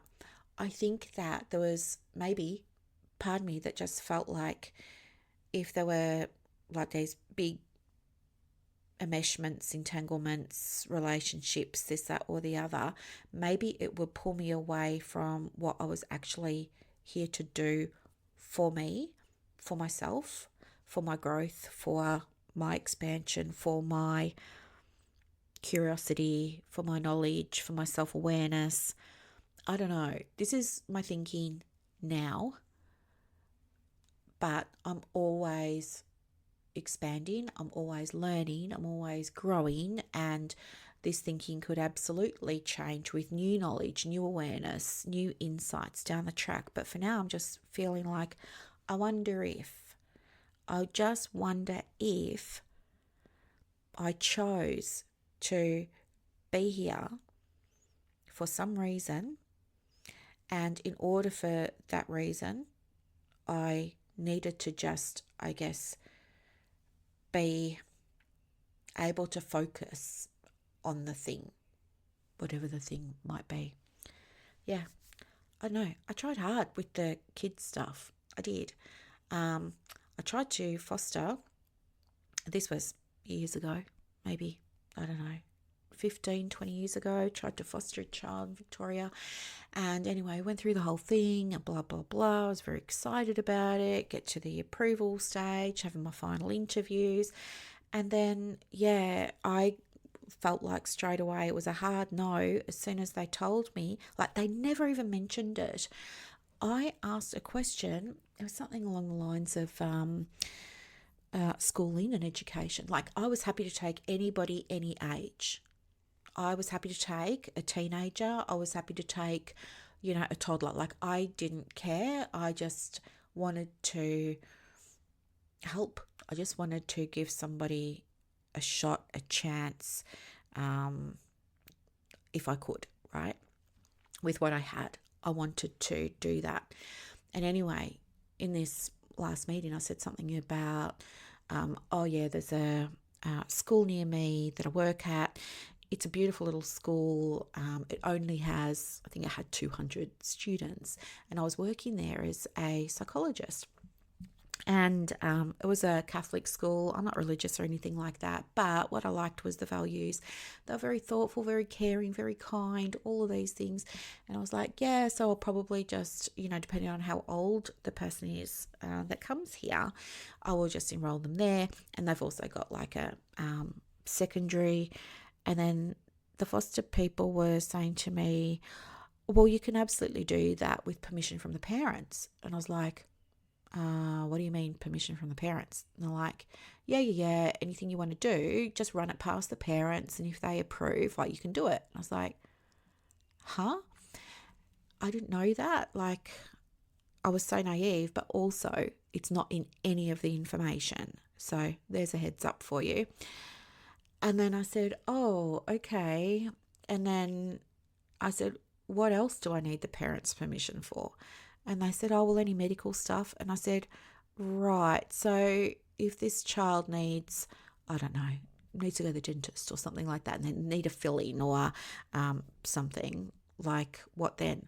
Oh, well, the parents get to decide which dentist the child goes to and all that. I was like, well, what if they decide that they want the child to see a dentist like miles away from where I am? Oh, well, we'll cross that bridge when we come to it, but we'll all try and be reasonable and everything. And I was like, And then the parents were able to choose the school and everything. And I thought, this just isn't like, it's not that I want to be controlling, but it would just started to feel to me like I'm an unpaid babysitter and I'm not getting any opportunity to really, I guess I want to have that relationship with the person, and I want to give, and I want to do. I just felt like, no, everything's got to go. And then the other thing was, the parents have to know where you live, and I that worried me because I was told that when children are in foster care, not all of the time, but a lot of the time, it's because, the parents are experiencing their own challenges, whether it's things like addictions, maybe, or maybe the parents have been, I don't know, maybe they're, having legal issues perhaps, and they're not available for parenting, if you know what I mean, things like that. And then I was thinking, right, so now I'm nervous because I don't want to be vulnerable. So yeah, it all just felt scary. And then the other thing that happened was I said, oh, what if the child and I form a connection and we decide together that, we want to continue living together and being in each other's lives and everything. And it was explained to me that you only foster for 12 months. And then when it gets to the end of 12 months, there's a review and the child can stay if everybody's happy. The parents might not be happy and the child might not stay, but or anybody could say they weren't happy and it all gets dismantled. And I said, well, I don't want to keep doing reviews. Like, is there any chance of adoption? And she said something along the lines of, yes, but no. I think it's called permanent something. It's like the fostering is temporary, but then you can go on to like a permanent thing that's like I was like, oh no. Yeah. So then I grieved because it's hard to realize that's not going to work for you.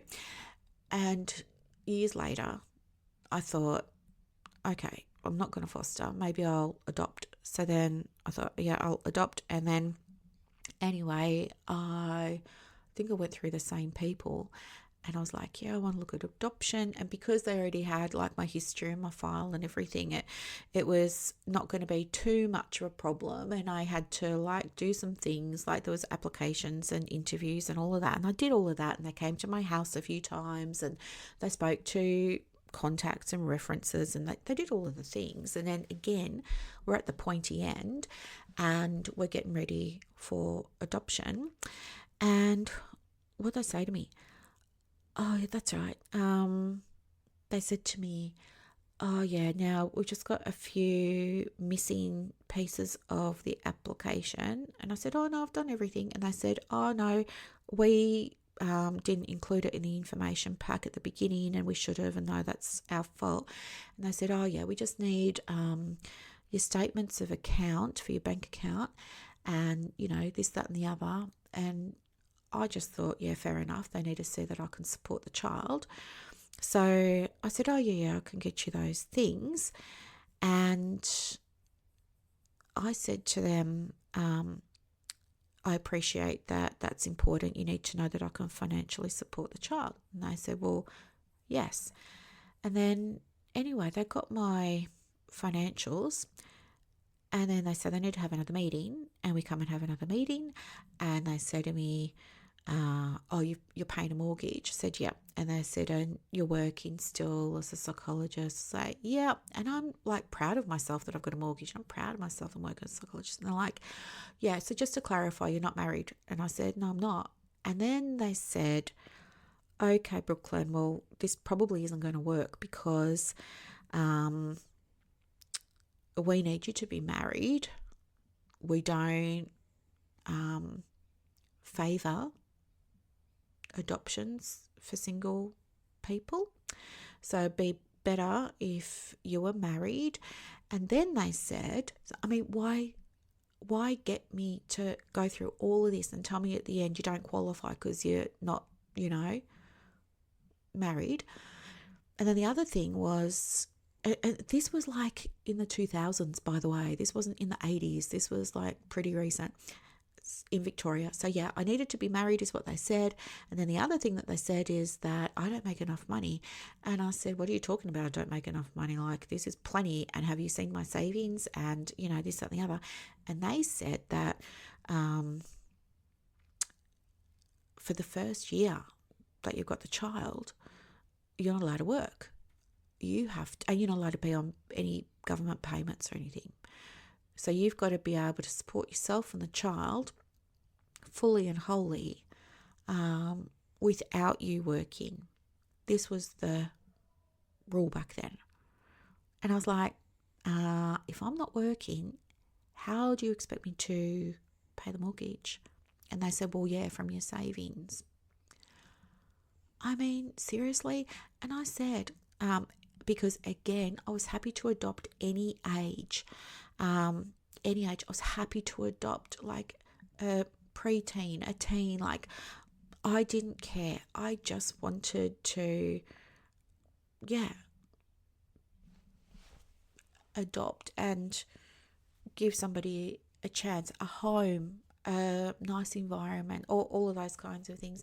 So now I've kind of been told, well, you can't because you're not hooked, and you can't because you won't be allowed to work, and we think if you're not working it might be a stretch for you to keep up your mortgage repayments, the rates, the insurances, the this, the that, and what if little Johnny or Betty needs some emergency, like you'll have to fork out for that, and we're not convinced. And it was soul destroying. So it's not like I didn't want to be around children. And then what happened with one of my sisters. So, wasn't allowed to see her children. Still to this day, I have my suspicions, and there's stuff going on at the moment, and I'll share that with you later. But I think it makes sense about her children. And it's just like, it wasn't meant to be for me. You've heard about all the husbands. So, that wasn't meant to be for me. Do you see what I mean? Like, if I could say to myself with my clinical hat, like, well, this is just like how the autism's manifesting for you. Like, you're just really crappy with relationships or something like that. But if I put my energy, spirit hat on and I want to see it from a different perspective, I might say to myself, well, maybe like this was all mapped out for you before you got here, to keep you from doing the work you need to do while you're here. And I'm still not even sure what that is. But anyway, so you got to be, I think, for me anyway, I think just coming back to the mediums and stuff like that, I know this is all sounding wacky. But I also know that a lot of you are probably also understanding it in some way, shape or form. I'm just choosing to believe that and you're not judging me. But I never used to believe in like people can actually connect with those who'd crossed over and stuff like that. But now after meeting Well, 3 people. It was the person, I can't remember her name, who did the Reiki the first time. Then it was Liv and David. I've got 3 different people, multiple interactions. They were able to give me accurate information without knowing me. So now I do believe it. And the other thing that I believe too about all that kind of stuff is if I choose to believe that everything's energy and that, even when I cross the rainbow bridge, I'm still here energetically, right? I'm just not here in my physical body anymore, but my energy's still lurking around. My energy's still here, right?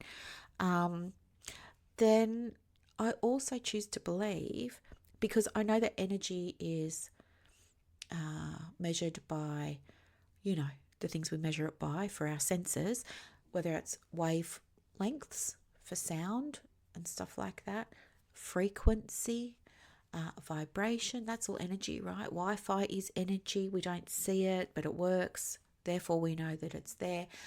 I do choose then to believe that there are some people that just know how to dial in to the frequency of that energy that, some of us just can't or don't know how to.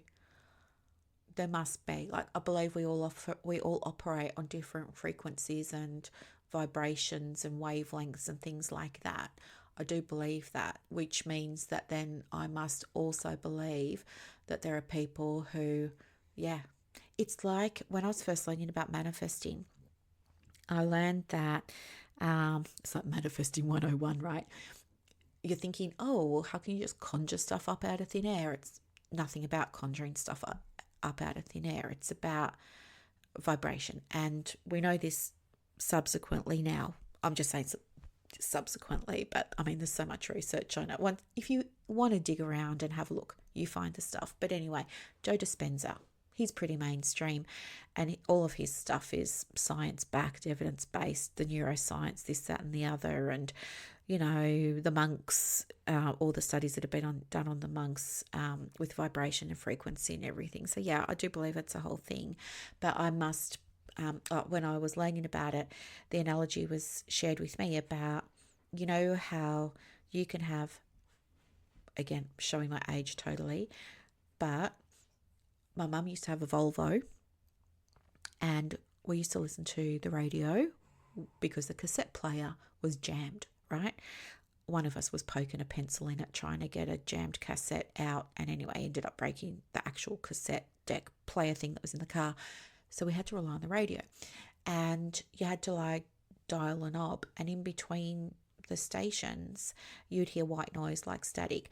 And that was the analogy that was given to me of tuning into the vibration of the thing that you wanted, right? So if you want if you want more clients, if you want a home, right? You may not get it if you're on this frequency here. You may need to turn the knob, turn that dial a little bit, hear the white static, and then land on the frequency, right? And then when you land on that frequency, you can receive, right? You receive the sound of that radio program. You receive the sound of the music that's playing on that radio station. You hear the commercial. So you receive when you're on the right vibration, okay? But in order for you to get to the right vibration, you must have the intention, right?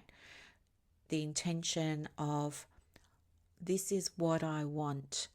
I want to listen to the Taylor Swift song of the day. So I am going to turn the dial until I get to a radio station that's playing it, right? That's your intention. It's saying, this is what I want. Here are the actions that I'm taking to get it, and trusting that if you are clear on what you want and you're taking the actions, that eventually you're going to twist that knob, dial that knob to the Taylor Swift song, to the clients, to the home that you want, to that frequency. And that's what the receiving part is. Okay?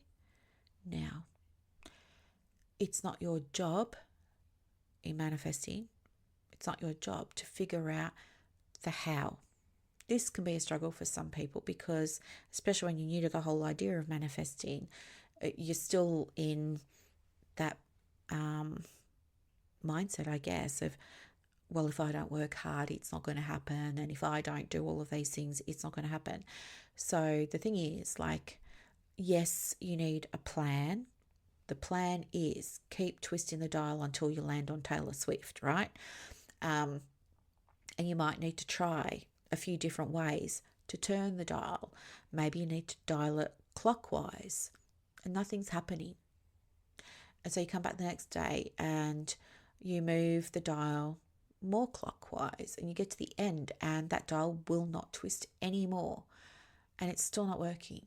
So you still want the thing, but now you take different action and now we're dialing anti-clockwise and we're going back through the last two events, right? The last two times we stopped and it didn't work. And now we're past that and we're still dialing. And hey, presto, boom, Taylor Swift or house or clients or something. But here's the thing. You will never, it's important that you take action. We say aligned action, meaning aligned with the goal, right? So if I want a goal of more clients for my practice, I have to do the things that should get me more clients. What that looks like is, for example, maybe I think if I post on social media, that's my action to get more clients. But actually, no, the correct action to get more clients would be to learn where your clients are, learn what your clients want, learn how to use each platform, which is why I say just master one at a time, because it's a lot. Like Facebook is huge. It is a behemoth to wrap your head around, and if you don't know it, then you're just throwing spaghetti at the wall day after day after day. And then when it's not working, you do one or two things. You either quit because it's too hard and it's not working and you're sick of wasting your time, or instead of throwing spaghetti at the wall once a day, you start throwing spaghetti at the wall 3 or 4 or 5 or 6 times a day, hoping that the mere act of throwing spaghetti at the wall, bucket loads more than you already are, will eventually, because there must be a tipping point, result in a booking. And what happens when you do that is you might get a booking here and there. They're going to be random, but in your brain, you're going to say, wow, it was because I was posting 6 times a day. So now I need to keep posting 6 times a day. That's not aligned action. Aligned action is, what's the fastest way? What's the simplest way? What's the easiest way? What's the way with least effort? That's why I always say it gets to be easy. And you don't know if you've never taken the time, given yourself the time to learn. And you might be thinking, oh, well, you just said like it's a behemoth and I don't have time, so I'm just going to keep doing what I'm doing. Well, keep doing what you're doing, but you're going to get the same result, right? Is it Einstein that said the definition of insanity is keep on doing the same thing, hoping for a different outcome? I mean, that's your body saying, let's just stick with what we know and pray it'll work. But I would say to you, if you're telling yourself you don't have time to learn how to get the client, I would say maybe let's try and reframe that a little bit, because if it's causing delays in you getting clients and that's affecting imposter syndrome, that's affecting your confidence, self-esteem, revenue, you being able to pay yourself $1,000 a week, whatever it is, then isn't it better, like instead of it costing you time, money, energy and effort spread out over months, maybe years in some cases, isn't it better to just give yourself a weekend, learn the thing, and then start seeing results? So that's what aligned action is. So you want to have the intention, it's the goal, the thing that you want, eye on the prize, right? Take the aligned action. If you don't know what the easiest, simplest way is, like find out. If you want to have a go at doing it yourself, absolutely have a go at doing it yourself. But here's the thing, it's not always fully in your control. I know some people are probably, that's not landing well for some people at the moment, but hear me out. What I want to say is things can happen unexpectedly, and we have all had experiences of things, pleasing things, happening to us unexpectedly, right? Just like we've had not great things happen without warning, the reverse is also true. We've also, many of us, had an experience of something really good happening that was unexpected. So when we're thinking about things in a spiritual way or in a manifesting way, we say it's very important to know what you want, take the actions, and wait. And the reason that we want to wait is because there's a lag. Just like when you're doing your marketing, if we come back to a practical, like what does this look like in real life, there's a lag. So think about your marketing. We spoke about it a number of times already. Clients go on a pathway, right? They're on a journey. There are some of you listening to this podcast that I work with now, and I'm so thankful that we get to work together now. But you were in my world, maybe listening to the podcast or in my world on Facebook or something like that, for some of you months, others years, right? Now, if I stopped all my marketing because I thought it wasn't working, we would never have met. And it wasn't that my marketing wasn't working or my client attraction wasn't working or my trust and rapport stuff wasn't working. It was, but there's a lag. And, the things that you do today definitely help bring in a client. They contribute to that, but the specific thing that might bring them in is an offer, right? So, or it might be that client's circumstances. So, for example, some people that I work with, they will say to me, I've been in your world for years now, and I knew when you started Practice Momentum, it sounded like perfect for me, and that's when I knew. So there were things that I was doing leading up to that I could have said to myself aren't working because where are my clients? But the thing that made them become a client was perhaps something that I was offering. I just given the example of Practice Momentum, but it could have been the website wellness check. It could have been the marketing strategy. It could have been a freebie that I did, right? But so that's why we say, don't worry about the how too much, because there's this idea of lag. It's like with me being present online and me doing these, where I can twice a week podcast episodes, it's me taking aligned action, but I don't know how you will actually become a client of mine. That's not in my control. You will become a client of mine because you hear that I'm offering something that makes sense to you, or maybe you're ready, or maybe you've moved, or maybe you're pivoting, or maybe it's not working for you, or maybe it's working so well and now you need to, scale back and go from one to one to one to many. And so that's what you're wanting help with. So do you see? That's what we mean by don't worry too much about the how, and understand that there is a lag. What this looks like for me at the moment with the house, for example, is I'm acknowledging I'm ready now. I'm not looking for a home because I want to escape my situation or because, whatever. Like there's no there's no energy like that around it. I'm not looking for the cheapest property, right?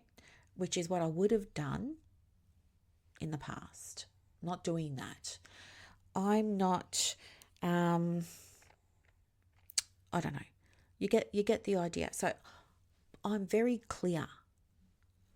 This is what I want in a house. And now I've got my wish list, and the universe has shown me, hey, whether you get this house or not, we are showing you it's absolutely possible for you. Okay, whether you get this one or not, we're showing you what's possible. You said you wanted this or something better. Well, if you really like this and your offer falls through or it's not accepted or something, don't shed a tear, because trust us, something better is coming. And that makes me feel really excited, because I win either way. I know if I get this property, I am over the moon. But if I don't get this property, I'm excited for the something better. And I don't know how this property is going to come about, but I started with the intention, right?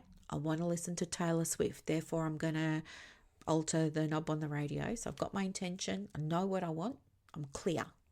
I'm very clear. I've got my wish list. If you need clients, do you have a wish list for your clients, right? Have you got a wish list that says, these are all the things that I want in my client? And don't just do the fluff, right? Don't just do the fluff that you're happy for everybody to see. Go there, right? Go to the places that you maybe don't want people to see. For example, maybe if you're thinking about your wish list for a client, you might say, someone who's happy to pay $220 a session without a rebate. You might say, someone that wants monthly sessions. You might say someone that does all the homework, somebody that consistently makes progress, someone that, does this, doesn't do that, right? Someone that appreciates my time and isn't going to, tug on it too much, right? Make a wish list. So you have to be clear on what you want. That's why having a generalist practice takes so much longer than if you're a specialist niche. Like if you're saying, I really want to do couples and I really it's so important to me to do relationships, and my diary's full of couples at the moment, so now I want to work with singles who are looking to get into relationships and need to clean some stuff up first, or they've recently separated or broken up or divorced, and now they're cleaning stuff up. Get clear, who is that person that you're calling in now? Have your wish list. You got to be clear on what you want. Number one, take the action. Taking the action is going to be doing the things that you've learned to do. No guessing anymore. If you have taken a course, if you've had a business coach like me, trust in what we're saying. We want you to get the results, because we want lovely results for you. We're invested in your results. The more results we get for you, the more we get to help other people who want the result you got, right? So with Practice Momentum, for example, it's on demand. And there are people who demand a lot, I love that. There are people who are not demanding at all. I never hear from them. They're like, no, I'm all good, Brooklyn. I will reach out when I need something, right? So anyway, know who your client is, know what you want, take the actions that's going to get you there the quickest. So listen to your business coach or your business mentor, your supervisor if they've got experience and they've got the results to back it up, not just lip service. Your teacher, again, right? Listen, go and get the skill, find out, be aware when you go to do your marketing. Check in with yourself and ask yourself, are you doing what you think you should, or are you doing what you know you should? There's a difference. If you do what you know you should, you'll get there more quickly. So anyway, know what you want. Take the aligned action that's going to get you that goal, and then trust that you don't, at the end of the day, know exactly how somebody is going to start working with you. That's a trust bit. And then what happens is over time, you start receiving. And the more you notice you're receiving, the more there is to receive. Like anything. If you and I had a conversation today about, I don't know, I've got this really cool clear quartz crystal ball on my desk, right? It's on a little sterling silver mount. It's probably the size of a softball. And I really like it because it's got little rainbows inside. And, I went through a phase of trying to scry. Well, not trying to scry, anybody can scry. It's kind of like, you can look at something that's very abstract and allow your subconscious mind to let you form an impression of something or see something without your conscious mind actively editing. So I used to really enjoy using this crystal ball because it's got lots of inflections in it that look like crystals within crystals. Many of them have these rainbows. And I used to sometimes turn it around while it was on its stand and look at it from all different angles. And I could see the same inflections, but see, feel, recognize different shapes within it on different days. And I used to really, really like that. Now, if we're having a conversation, you and I, about, crystal balls and scrying and spirituality and rainbows in crystals and, law of attraction and stuff like that, well, chances are later on today or tomorrow or the next couple of days, you're going to see, hear, do, experience something along those lines, right? If we spoke about yellow Lamborghinis, you're probably going to see a yellow Lamborghini in the next couple of days. So this is where that saying comes from, of whatever you focus on grows. Whatever you put your attention on, you see more of, which is a big part of why I teach every woman inside Practice Momentum the importance of tracking your numbers. Now, not all of them do, and the ones who don't struggle. The ones who track, they're on top of their numbers. They're proud of it. They'll book a session with me and they'll say, here are the numbers. And they're really proud of themselves with the numbers, and they can start to read the numbers and interpret the numbers, and they're showing me that they're developing the skill of understanding their numbers, and they're making decisions from their numbers, and they're progressing because they're focused on it, right? One of the things that I do is I have a wall calendar. It's the size of a poster. I just got it off Etsy. I think it cost me like $3. They printed it off and everything. They sent it to me in a cardboard tube, a week later or so.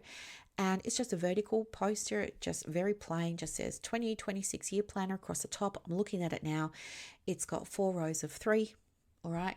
The Saturdays and Sundays for each month are in a different color. It's like pink, tangerine, yellow. Then it's like light green, mid green, teal, light blue, mid blue, darker.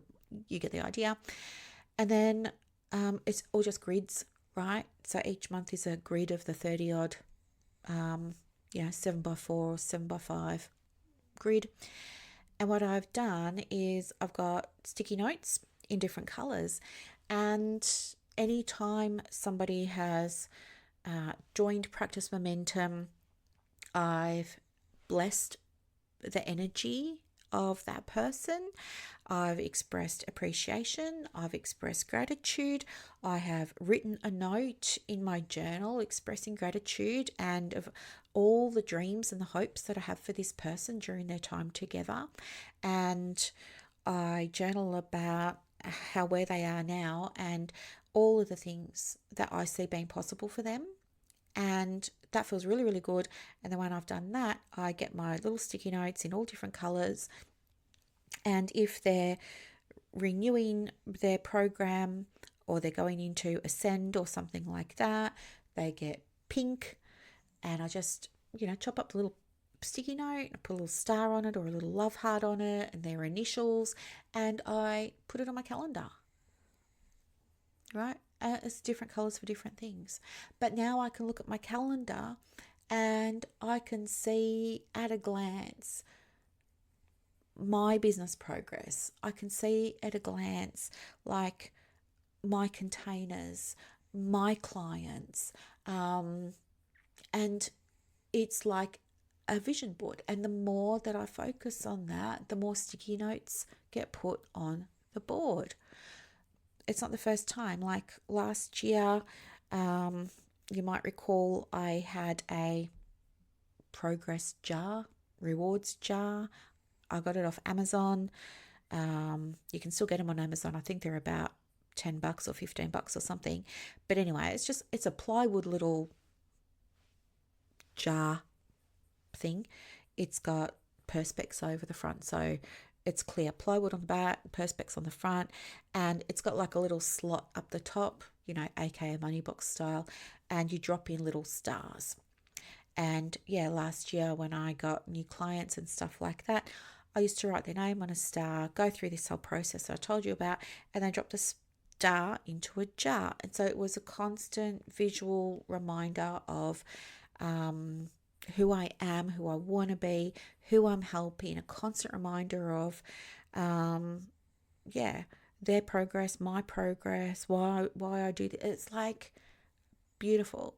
But my eyes will only glance over to it, maybe 30 or 40 times in the day, fleetingly. When I'm looking around, I'd stare at it and, like try and wish things or anything like that. But I really believe that what you focus on grows. So in a practical sense, that's why it's not the only reason, but whatever you're giving your attention to, you will give more attention to. And that's another reason why I really like the Henry software, because on the app for your phone, so Henry is bookkeeping and accounting software for, I think it's Australia and New Zealand, right? But anyway, they give you a little app and you can go into the app on your phone and it gives you a chart and you can see your chart and it shows you month on month your progress for your expenses compared to what you generated. So for every month, you get 3 things on your chart, right? The chart has 12 months across the bottom, or whatever month you're up to. So we're in 7 months now. So it's now got 7 months across the bottom. So it'll have, July, August, September, all the way to now. And then you get a bar that shows you what your revenue was, your total revenue. Then you get before expenses before profit, right? I don't know. Anyway, you get your chart of your revenue. And then right beside that, it's another little bar of your expenses. So you can see one's taller than the other one's shorter. And then you get a green line that wiggles around right up the top, hopefully, right up the top. And that shows your profit. So I really love a visual. So for me, I will check that little Henry chart multiple times a day. So yeah, what you focus on grows.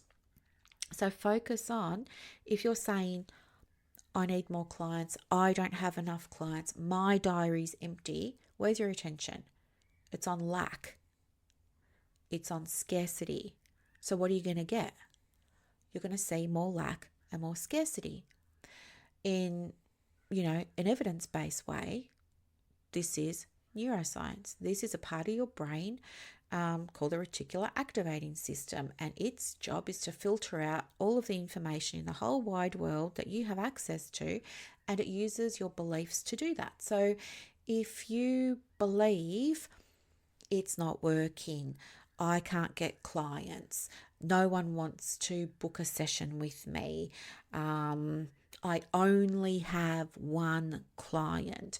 If you're believing all of that, you're telling part of your brain, go and bring me back more of this stuff, right? And you're going to find it really hard to turn that around. Of course you can, but you find it really hard to do it. What happens is beliefs usually aren't conscious, right? We don't even think about them. Like, I didn't sit down today to do this podcast for you and say to myself, what's my belief? What are my beliefs about podcast? I didn't do that. I just jumped on and started talking. So our beliefs are largely subconscious, but they're running the show. They're running the show. And this is why strategy alone doesn't work, right? I've been around long enough to know, to have seen firsthand so many counselors, psychologists, and social workers ask for the how to, ask for the step, ask for the resource, want the roadmap, get it, and it still doesn't work. In fact, there are lots of people in a position where they've downloaded so many things, half of them haven't been opened, maybe they don't fully get implemented, many of them, but they're in this cycle of, I just need the thing, it's not my mindset, Brooklyn. Okay. Well, you're the one with 100 PDFs in your Dropbox. You're the one with all of these strategies and all of these resources who's sitting here saying to me, you don't have enough clients. Why are you thinking it's not mindset, it's strategy? It is mindset. It's how you're approaching things based on your beliefs, right? And everybody's at a different point.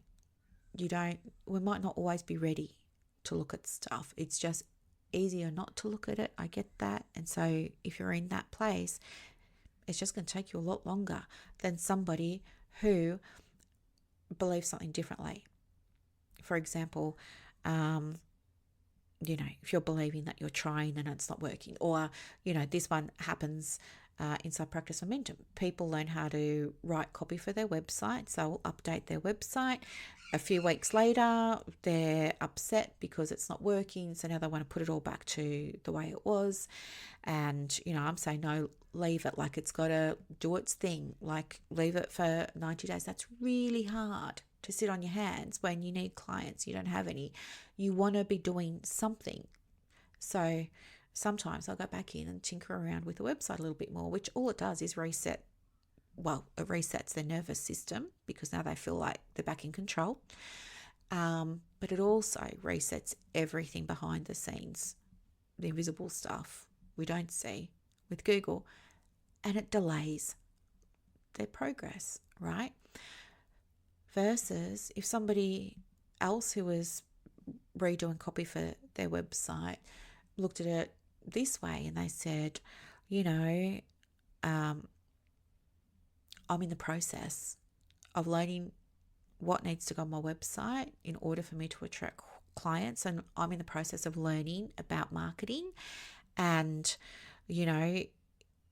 it's going to take the amount of time that it takes, and it's all good data for me, and I'm going to track everything. I'm going to track how many people come over to the website. I'm going to track where they're spending their time. I'm going to track if they're clicking on things or not. And then when it's the end of my 90 days, I'm going to sit down and I'm going to look at 3 months of data there and have a really clear understanding of, what needs my attention. And then I will make those changes and I'm going to track again. And while I'm monitoring and tracking, I will work on other things, like maybe my social media, or maybe this, or maybe that. Right? But there are some people who say, there's no point in tracking because I've only got one client, not doing it. No point, not doing it. Just give me another strategy to get another client. Well, it's very hard to give a strategy when you don't know why it's not working. You need data to see why it's not working. So I believe mindset is such a huge part of it, more so than strategy. And that's why my approach is, well, if you've been given a few strategies and you're still struggling, maybe we need to have a look at what else could be contributing to that maybe we're not aware of yet. And that's where things like really good questioning comes in. Yeah. Socratic questions, open-ended questions that get people thinking. Anyway, so that's manifesting. Whatever you focus on is going to expand. So you set your intention, clearly know what you want, eye on the prize, have your wish list, do the things you think and know you need to do, understanding that you can only do what's in your control and what's in your power, and that people are going to find their own ways to you. I mean, you know what? You could be posting on LinkedIn every single day, and then you get a client and you say to them, oh, how did you find me? And they might say, word of mouth, right? Does it mean that LinkedIn wasn't working? No, because there are people who are watching your LinkedIn, not doing anything, not taking any action, getting to know you, getting familiar with you, getting to trust you. Like all of that's happening over there. But you're thinking, if this, then that. If I post on LinkedIn, then I'll get clients from LinkedIn. What you're missing is it's not your job to know the how. Yes, go and post on LinkedIn because you know and think that's what's needed to do, but also understand they're going to come from other unexpected places. All right, can only do what you can do. So yeah, your job's not the how.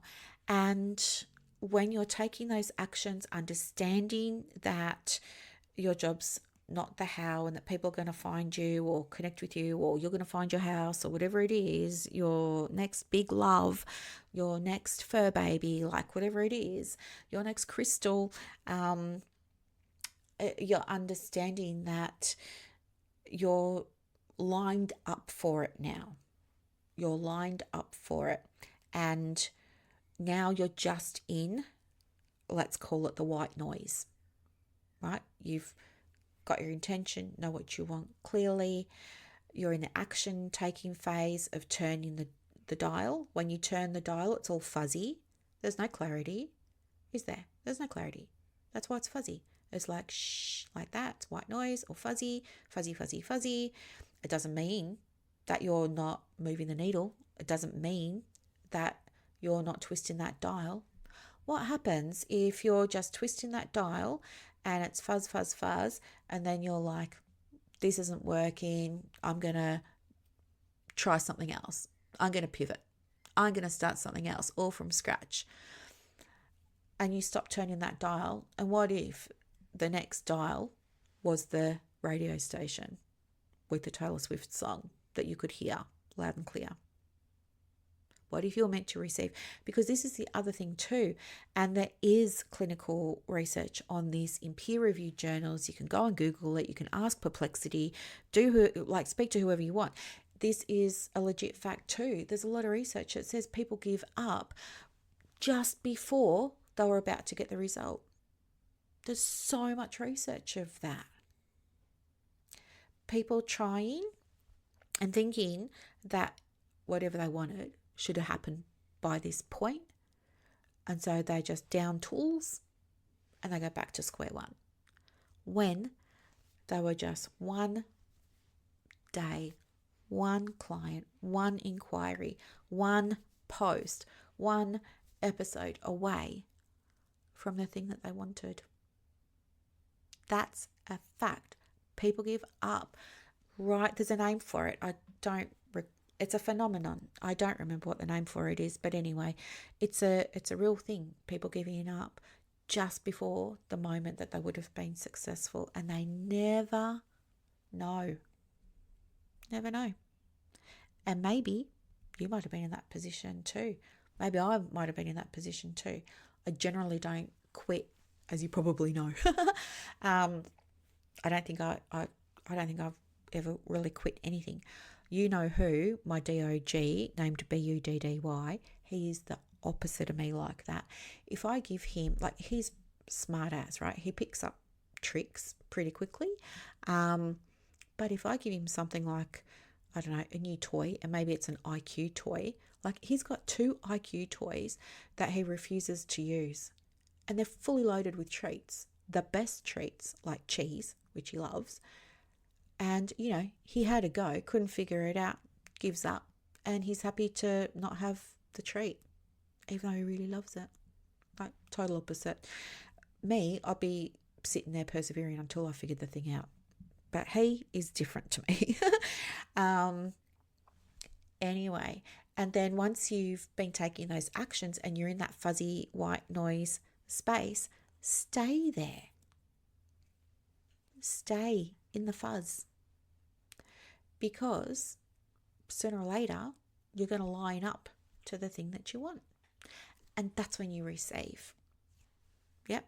That's when you receive the money, the time, the opportunity, the experience, the award, the recognition, the qualification, the new supervisor that you've always wanted to work with. But you've got to be lined up, which requires you to be in the fuzz. Sometimes you're going to be in the fuzz for maybe an afternoon. Other times you're going to be in the fuzz for like 9 months. But you've got to be okay being in the fuzz. And yeah, that's how it works. I guess with me, with my house at the moment, I'm clear. I know what I want. I've set the intention.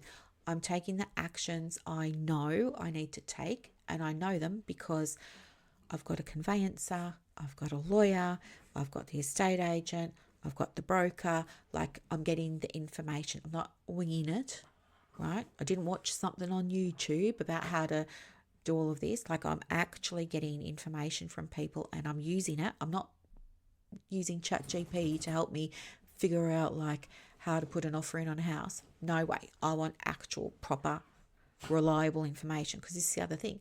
Even ChatGPT has a little disclaimer that says, guys, I get stuff wrong all the time. Don't trust me. So no, I'm not going to trust you with something big like property. So I'm taking all of these steps and I'm going to have to sit in the fuzz. And that fuzz is going to be waiting for the offer to be accepted, or waiting for the tenant to move out, or not getting this particular house and starting all over again. I have to be okay with sitting in the fuzz so that I can receive. All right? That's how it works. That's how it works. There's also another aspect to it, though, if you are into manifesting and you are into energy and the spiritual stuff and everything, and that is a belief. Sorry, he's up and he's shaking and he's doing his things because he's awake now, because I've been talking for so long. But anyway, there's a belief or a saying that goes along the lines of you're in the white noise. I'm just calling it the white noise, but you're in the pause, you're in the void for a while, where it looks like nothing's working, it looks like nothing's happening, even though you're doing the actions and you're doing the things, you're posting every day, but you're in the void because nobody's booking in. What was I going to say? Sorry, I've been distracted by you know who. I can't remember.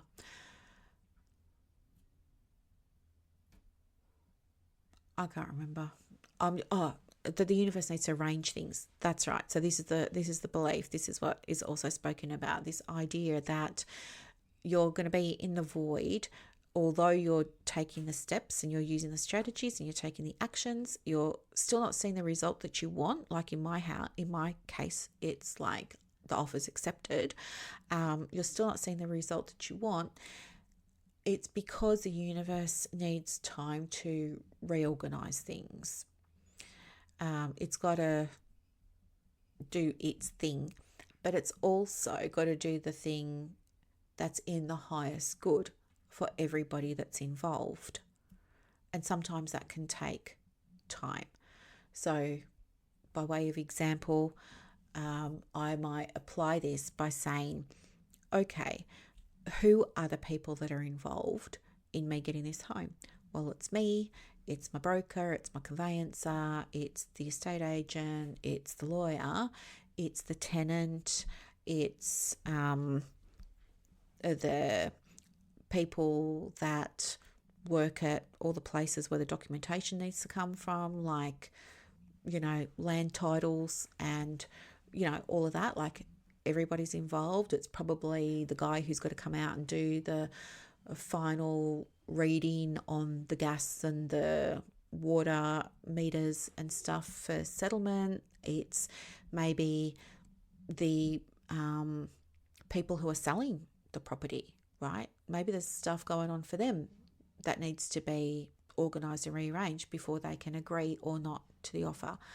Maybe there's other people for the tenants, and those other people are the landlords for the tenants, the current tenants, next place. And maybe we're all just waiting for those right people to sort their stuff out so then they can have a place to offer for the tenants that are currently in my place to go to, right?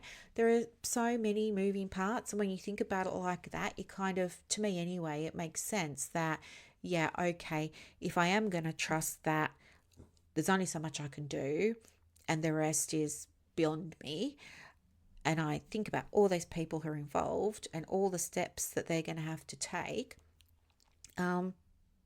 it suddenly looks like there's a lot of people involved in me getting this house, and I can absolutely appreciate that everybody's on different timetables. I can. And I'm very understanding and mindful of that, and that's A-OK. And I like to believe that maybe the universe is just like, we need to delay the sale of the house because we don't have the right next place for this tenant yet that's already in the house to go to, right? Stuff like that. That's what I'm thinking. This is how I'm choosing to see it. And again, I'm mindful we all have our own beliefs and stuff like that. I'm just sharing with you my little take. And again, my little take can change. So can yours. Like, we're never locked into anything, but this is how I'm choosing to see it right now. So anyway, that's manifesting. I mean, I don't even know how we got from quizzes onto manifesting.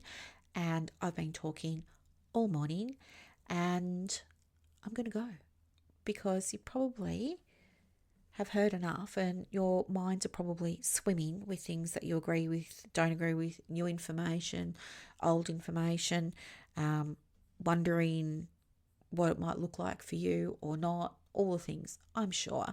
But I want to say thank you for staying behind for a coffee. And I want to hear about your stuff too. But it's just hard on a podcast, isn't it? Because it's just one person doing all the talking. But I want to hear your stuff too. I just don't know how you can tell me your stuff, but other than send me an email, you can always do that. It's support@brooklynstorm.com. Or if you're in my world already and you're somebody that, we've already connected or something, message me on Messenger, or if you're one of my coaching clients, just reach out anytime. I love to talk about all of this stuff, and I don't think enough people do. And I just find it really interesting to get curious. But I also know that my way is not the only way, and I would love to hear other thoughts, other insights, other angles, other perspectives, because I love to learn. I really love to hear about all of that stuff. But anyway, I will let you go. I hope that you have a really, really, really, really, really lovely weekend. I think the show notes for these episodes generate automatically on Apple, but because I use Podbean and I automatically share to YouTube, I have to wait a while to do my show notes, and I think I'm behind a couple of episodes. So if I'm in the mood, I'll try and do them this weekend. Otherwise, I'll just put them in the to-do list for next week, and I'll just update them all then. But yeah, if you want to see the quiz, of course, just go and find it. You'll find it on my socials, and it's also on my website now too. But yeah, thank you so much for being part of my world. Don't be afraid of being in the void. Don't be afraid of being in the fuzz. All right? Okay, I will talk to you a little bit later. Bye. And that's a wrap for this episode of the Private Practice Podcast. So as you reflect on today's insights, imagine creating real success in your private practice without going down rabbit holes or exhausting yourself with business activities that don't move the needle. With Practice Momentum, you have push of a button help available on demand. It's like having an expert in your pocket ready to guide you whenever you need it. Visit brooklynstorm.com to discover how Practice Momentum can transform your approach to building a thriving practice. I'm Dr. Brooklyn Storm, and I'll see you next time as we continue exploring the mind, business, and spirit of private practice success.